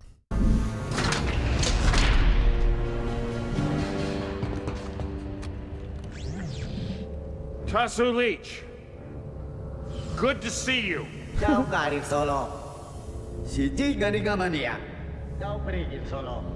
listen to the other guy talking. Boys, you're both gonna get what I promised. Have I ever not delivered for you before? Yeah. Damn it. So I only get the one line? Wants their investment back too. Spent that money. Kanja Club wants their investment back too. Kanja Club? Is that what he's saying? Spent that money. Kanja Club wants their investment back too. Kanja Club wants their investment back. No, that's horrible. Hang on. Kanja Club wants their investment back too. No, that's horrible. Jesus, what am I doing? Spent that money. Kanja Club wants their investment back. Their investment back? Kanja Club wants their investment back too. I can't do it. I can't do it. I need like 10 years of practice. Hang on. Kanja Club. Why am I doing it like that? Kanja Club wants their investment. Hang on. I spent that money. Kanja Club wants their investment back. Wants their. Why am I going like France, at the baguette with the no, we was looking for the wee. No, hang on. Spent that money. Kanja Club wants their investment back. Kanja Club wants their investment back too. I don't know. Okay, I tried. French, Scottish, not French. Okay, I know. You don't think I know? I spent that money. Kanja Club wants their. Wants. Why am I going walls? This is hard. That money. Kanja Club wants their investment. Wants their investment back.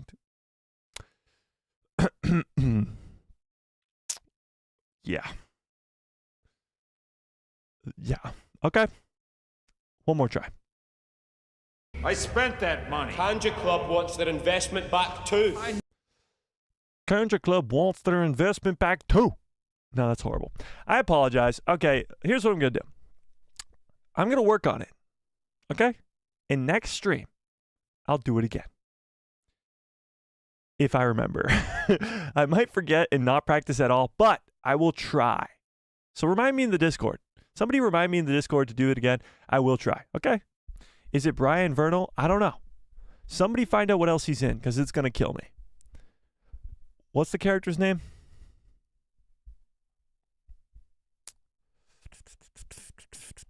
Do we know? Is it Brian Vernal? Vernal? Let's look it up. Brian Vernal. Vernal? It does look like him, but is it him? Does he have Star Wars as one of his credits? It is. Okay, it's this guy. So what else is he in that I would know? That I would have seen him in. He's in Star Wars. Oh, he's in Dunkirk. Maybe that was it. Dunkirk? I've only seen Dunkirk like once or twice, though. Well, it probably wouldn't be that. I don't know. Maybe I'm wrong.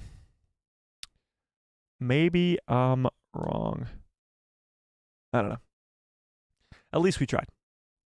The Last Kingdom. I don't think I saw that movie. There's a lot of great movies I've never seen, which is kind of sad when you think about it, but I try my best. Okay, now that we're so insanely off topic, thanks a lot, Lee. No, I'm kidding. I appreciate it. I really, really do. Super chats keep the lights on over here. Let's get back on track here, shall we? We were talking about Ahsoka and how it's been the 1 year anniversary since the 5th episode. And we were talking about best episodes ever. As your pal Joe says, Andor season finale was pretty dope. That's true. Andor season finale is pretty far up there. Other top tier episodes for me, Mando season 2 finale, obviously. But I actually think better than the Mando season 2 finale is Mando season 2 episode 5, which is The Jedi. That's when Ahsoka gets her first ever live action appearance. She is my second favorite character of all time. Grogu gets his name. We get Morgan Elsbeth for the first time. It's a pretty badass episode. What else? Let's go outside the Mandoverse, shall we? The Kenobi finale is pretty great. Andor, of course, has the prison escape. Aldani escape is great. The finale is great. Oh, freaking Acolyte episode 5, Acolyte finale. Acolyte episode 5, I was talking about it with somebody in the comment sections the other day. It's some of the greatest lightsaber duels we've ever seen in Star Wars, just hands down. What am I missing? Oh, Book of Boba Fett episode 6. From the Desert Comes a Stranger. That might be number 2 for me. With first ever live action appearance of Cad Bane, Luke training Grogu, Luke and Ahsoka having a on-screen appearance together. What else? Ahsoka finale? No, Ahsoka episode 4 is obviously great, but it's one of the later ones. It's either the finale or the one before the finale. I forget. A lot of great ones. A lot of great ones for sure. Besides this channel, I don't visit other Star Wars channels anymore because everyone is so negative. Well, I appreciate that. Tix Base Place? That's a pretty great name. There's a lot of negativity out there. I will say there's a lot of positivity out there too. It's just sort of been stomped down by the negativity. There's still a lot of positive Star Wars fans out there. Don't get me wrong. There's a ton of positive Star Wars fans out there. They're just more hard to find. And the channels are just more hard to find because the negativity is just so in your face all the time. So there's a bunch of positive people out there for sure. Content creators alike. Yeah. Nicole says, I watched Ahsoka before the Clone Wars and Rebels. Well, Nicole, have you watched Clone Wars and Rebels since then? And if so, have they made it better? Brandon, what's up? When I was a kid, I was confused about Han Solo being in Raiders of the Lost Ark. My dad had to explain to me that he was an actor. That's pretty funny. That is actually really funny. I don't know if I ever had that issue as a kid, but I'm sure I did. Because Han Solo and, of course, Indiana Jones are two massive characters in two different franchises, but they're played by the same guy. So for a young kid, that's probably pretty confusing. Yeah.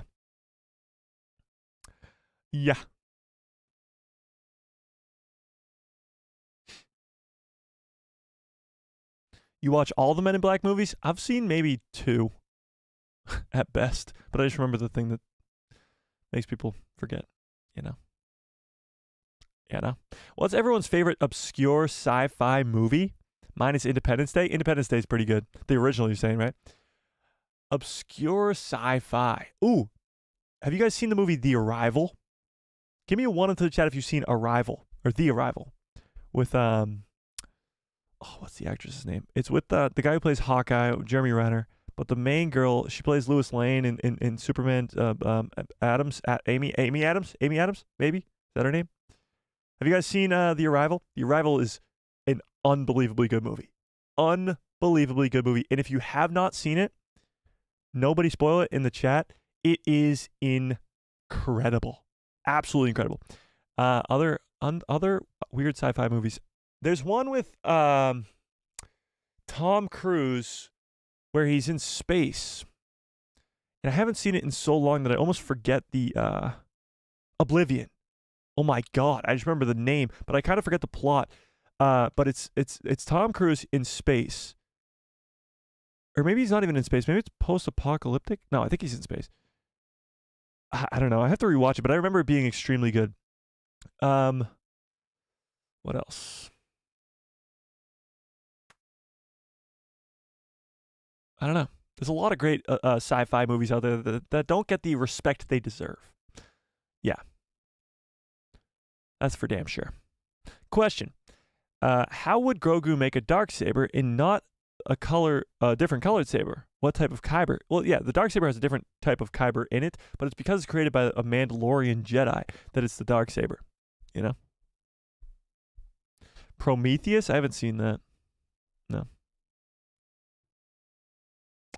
No, I've not. Oh, The Martian. The Martian's a great movie.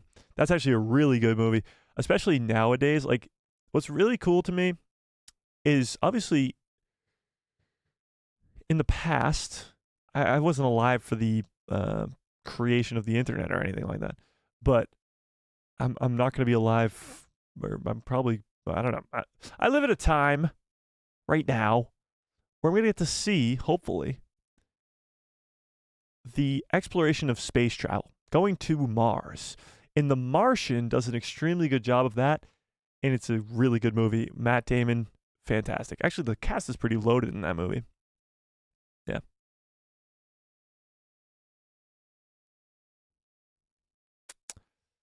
Should they make a Hayden Christensen Vader movie, or would that be too much Vader? If they were going to do that, I would assume they would do a Vader show. Yeah, I don't think they would do a Vader movie. Yeah. Dune, yeah, the new Dune fan movies are really, really good. Yeah. Yeah. Guardians of the Galaxy are great. I wouldn't say those are obscure sci-fi, though. Those are just Marvel movies. Yeah. The more popular you have become, the harder it is to keep up with the chat. That's true, but I still think I do a pretty good job of reading almost everybody's chat. I always try to read at least one of their chats. I mean, like, if somebody new comes in the chat, obviously I'm going to read them.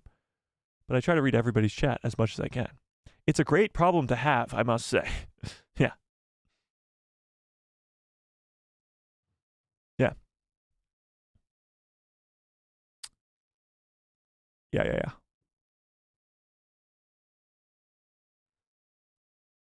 It's so much richer if you watch all the other shows and movies. Rebels is amazing. I agree with that.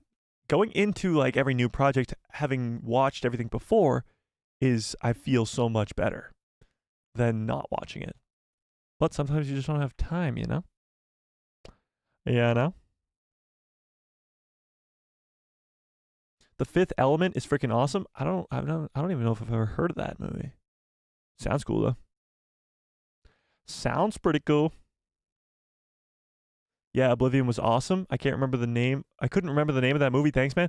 Well, I only remember the name. I don't even remember the plot. I gotta go rewatch that movie. That movie I remember was really, really good though. Yeah. Arrival is very underrated. Very underrated. I feel like nobody's seen that movie and it's extraordinary. Yeah. The Foundation is a great show that nobody talks about. Never even heard of it, so clearly nobody's talking about it. Yeah. Oh, we gotta come to the conclusion here. Are we gonna do a watch party for this Rebuild the Galaxy show? I don't know if we will or not, but I'm gonna leave it up to you guys because it's gonna be at 3 a.m. Mike, you have to watch The Fifth Element. Okay, I'll do it. I will. By the way, 91% of you guys think that Ezra will be in the Mandalorian and Grogu movie. All right. Should we do a watch party or rebuild the galaxy? So here's the problem with this. Rebuild the Galaxy is going to come out at 3 a.m. It's not like a live action show that releases at 9 p.m. And this is Eastern Standard Time. So it depends on where you are around the world. But for me, it'll be 3 a.m. So my problem is, if it is at 3 a.m., I'm going to have to go off the stream and go to bed immediately. So it's kind of a big commitment for the Lego Star Wars show, you know? But with that being said, I will do it if you guys want. Yeah. 3 a.m. for Lego is not worth it. I think the show's going to be fun and funny and entertaining, but I don't know if it's going to be anything crazy. That's the thing. Yeah. I don't mind, but I'm about 7 hours ahead of you here in Shittville. You live in Shittville? That's nice. Maybe do a watch party at a more convenient time? It's not a horrible idea. Get me out of bed at 3 a.m. and I am Darth Jar Jar. There you go. Switch your own watch time and I'll tune in. Oh, wait, what? Oh, set your own watch time and I'll tune in. Interesting.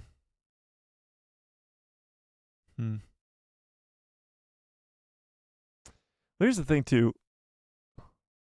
Why not watch it on your usual Saturday stream? Hardest choices require the strongest wills. Here's the thing. I probably will do it because I'm just that crazy. I don't know. I'm going back and forth on it. I don't know yet. I don't know. I'm tired now. Like, I gotta go to sleep now. I don't know. I don't Oh.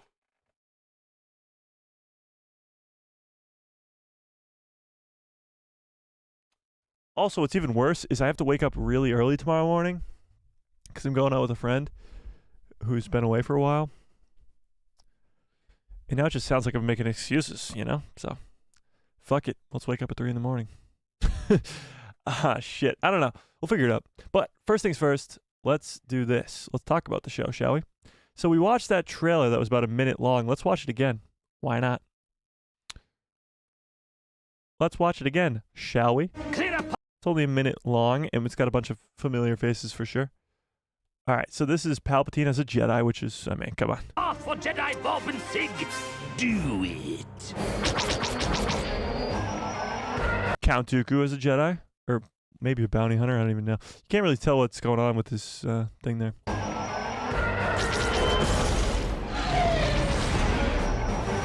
Cad Bane as a Jedi. Here's the thing. This excites me, okay? But 3 in the morning? I don't know about that.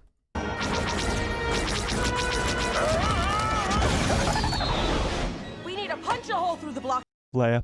Okay, Lucasfilm, Disney, if you're watching, and we know that you are, just move up the release time. Make it doable for your boy, okay? Okay. Cade, take out that calamari destroyer.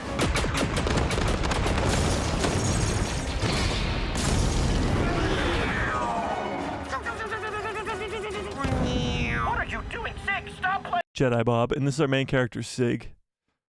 around and focus. All squadrons, clear a path.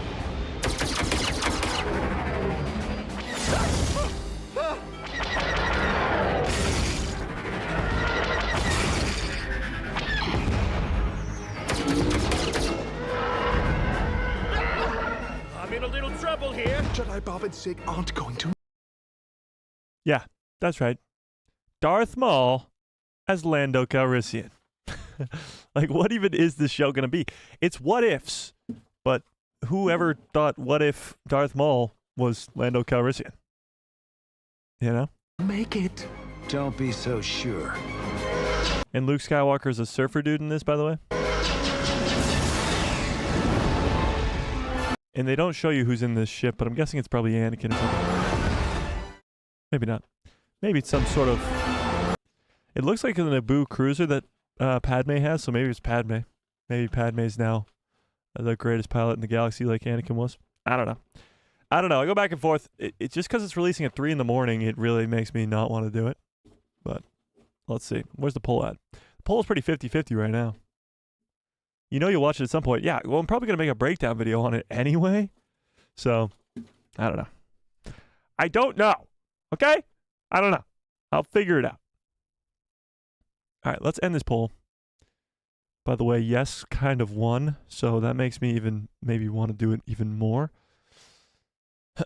So it's your fault if I do it. What's your time zone? Because if it's your audience, it isn't going to be 3 a.m. Is it worth it? Yeah, so is it worth it's the big question. Would any of you actually be up to watch that? That's the thing. And my time zone is Eastern Standard Time. So it's 3 a.m. Eastern Standard Time. I don't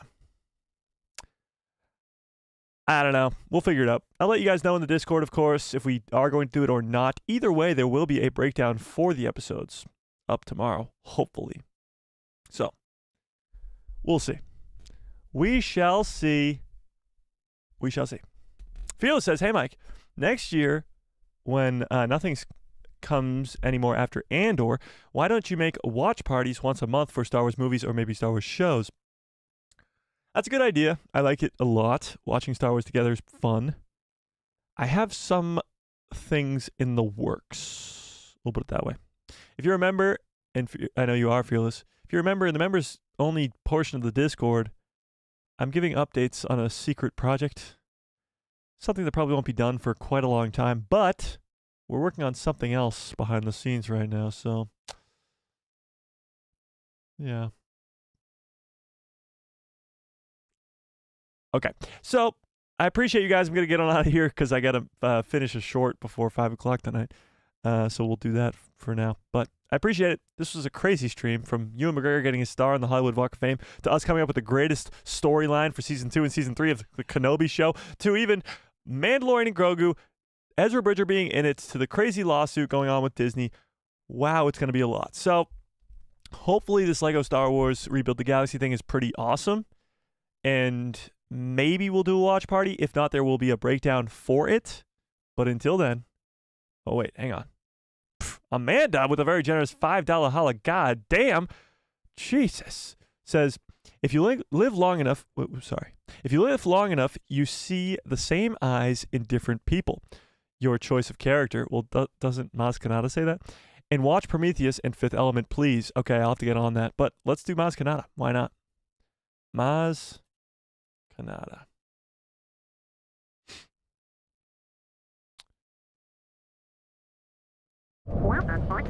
A map to Skywalker himself. You are right back in the mess. Maz, I need you to get this droid to Leia. No. There's shadows spreading across the galaxy. We must face them. What are you doing? Here we go. Solo? What is she doing? I don't know, but it ain't good. If you live long enough, you see the same eyes in different people. Yikes. If you live long enough, you see the same eyes in different people. You gotta stop doing female characters. I can't get my voice to that thing. But you know, if she was male, that would have been spot on. I must say, if she was a male character, that would have been spot on. I appreciate it, Amanda. I really, really do. I appreciate it. Here, I'll do it again in Wookiee, okay? Okay? Okay?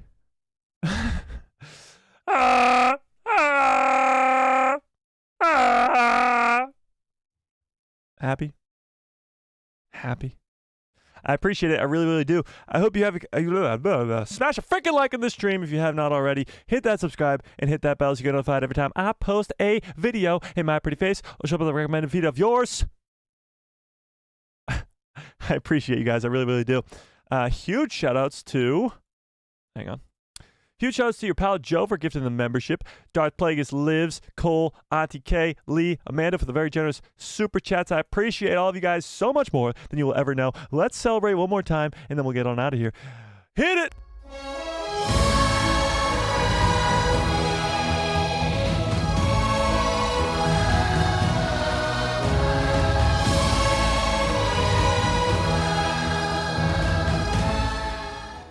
Oh, yeah. And, yeah, wait. What? May the Force be with you. Always.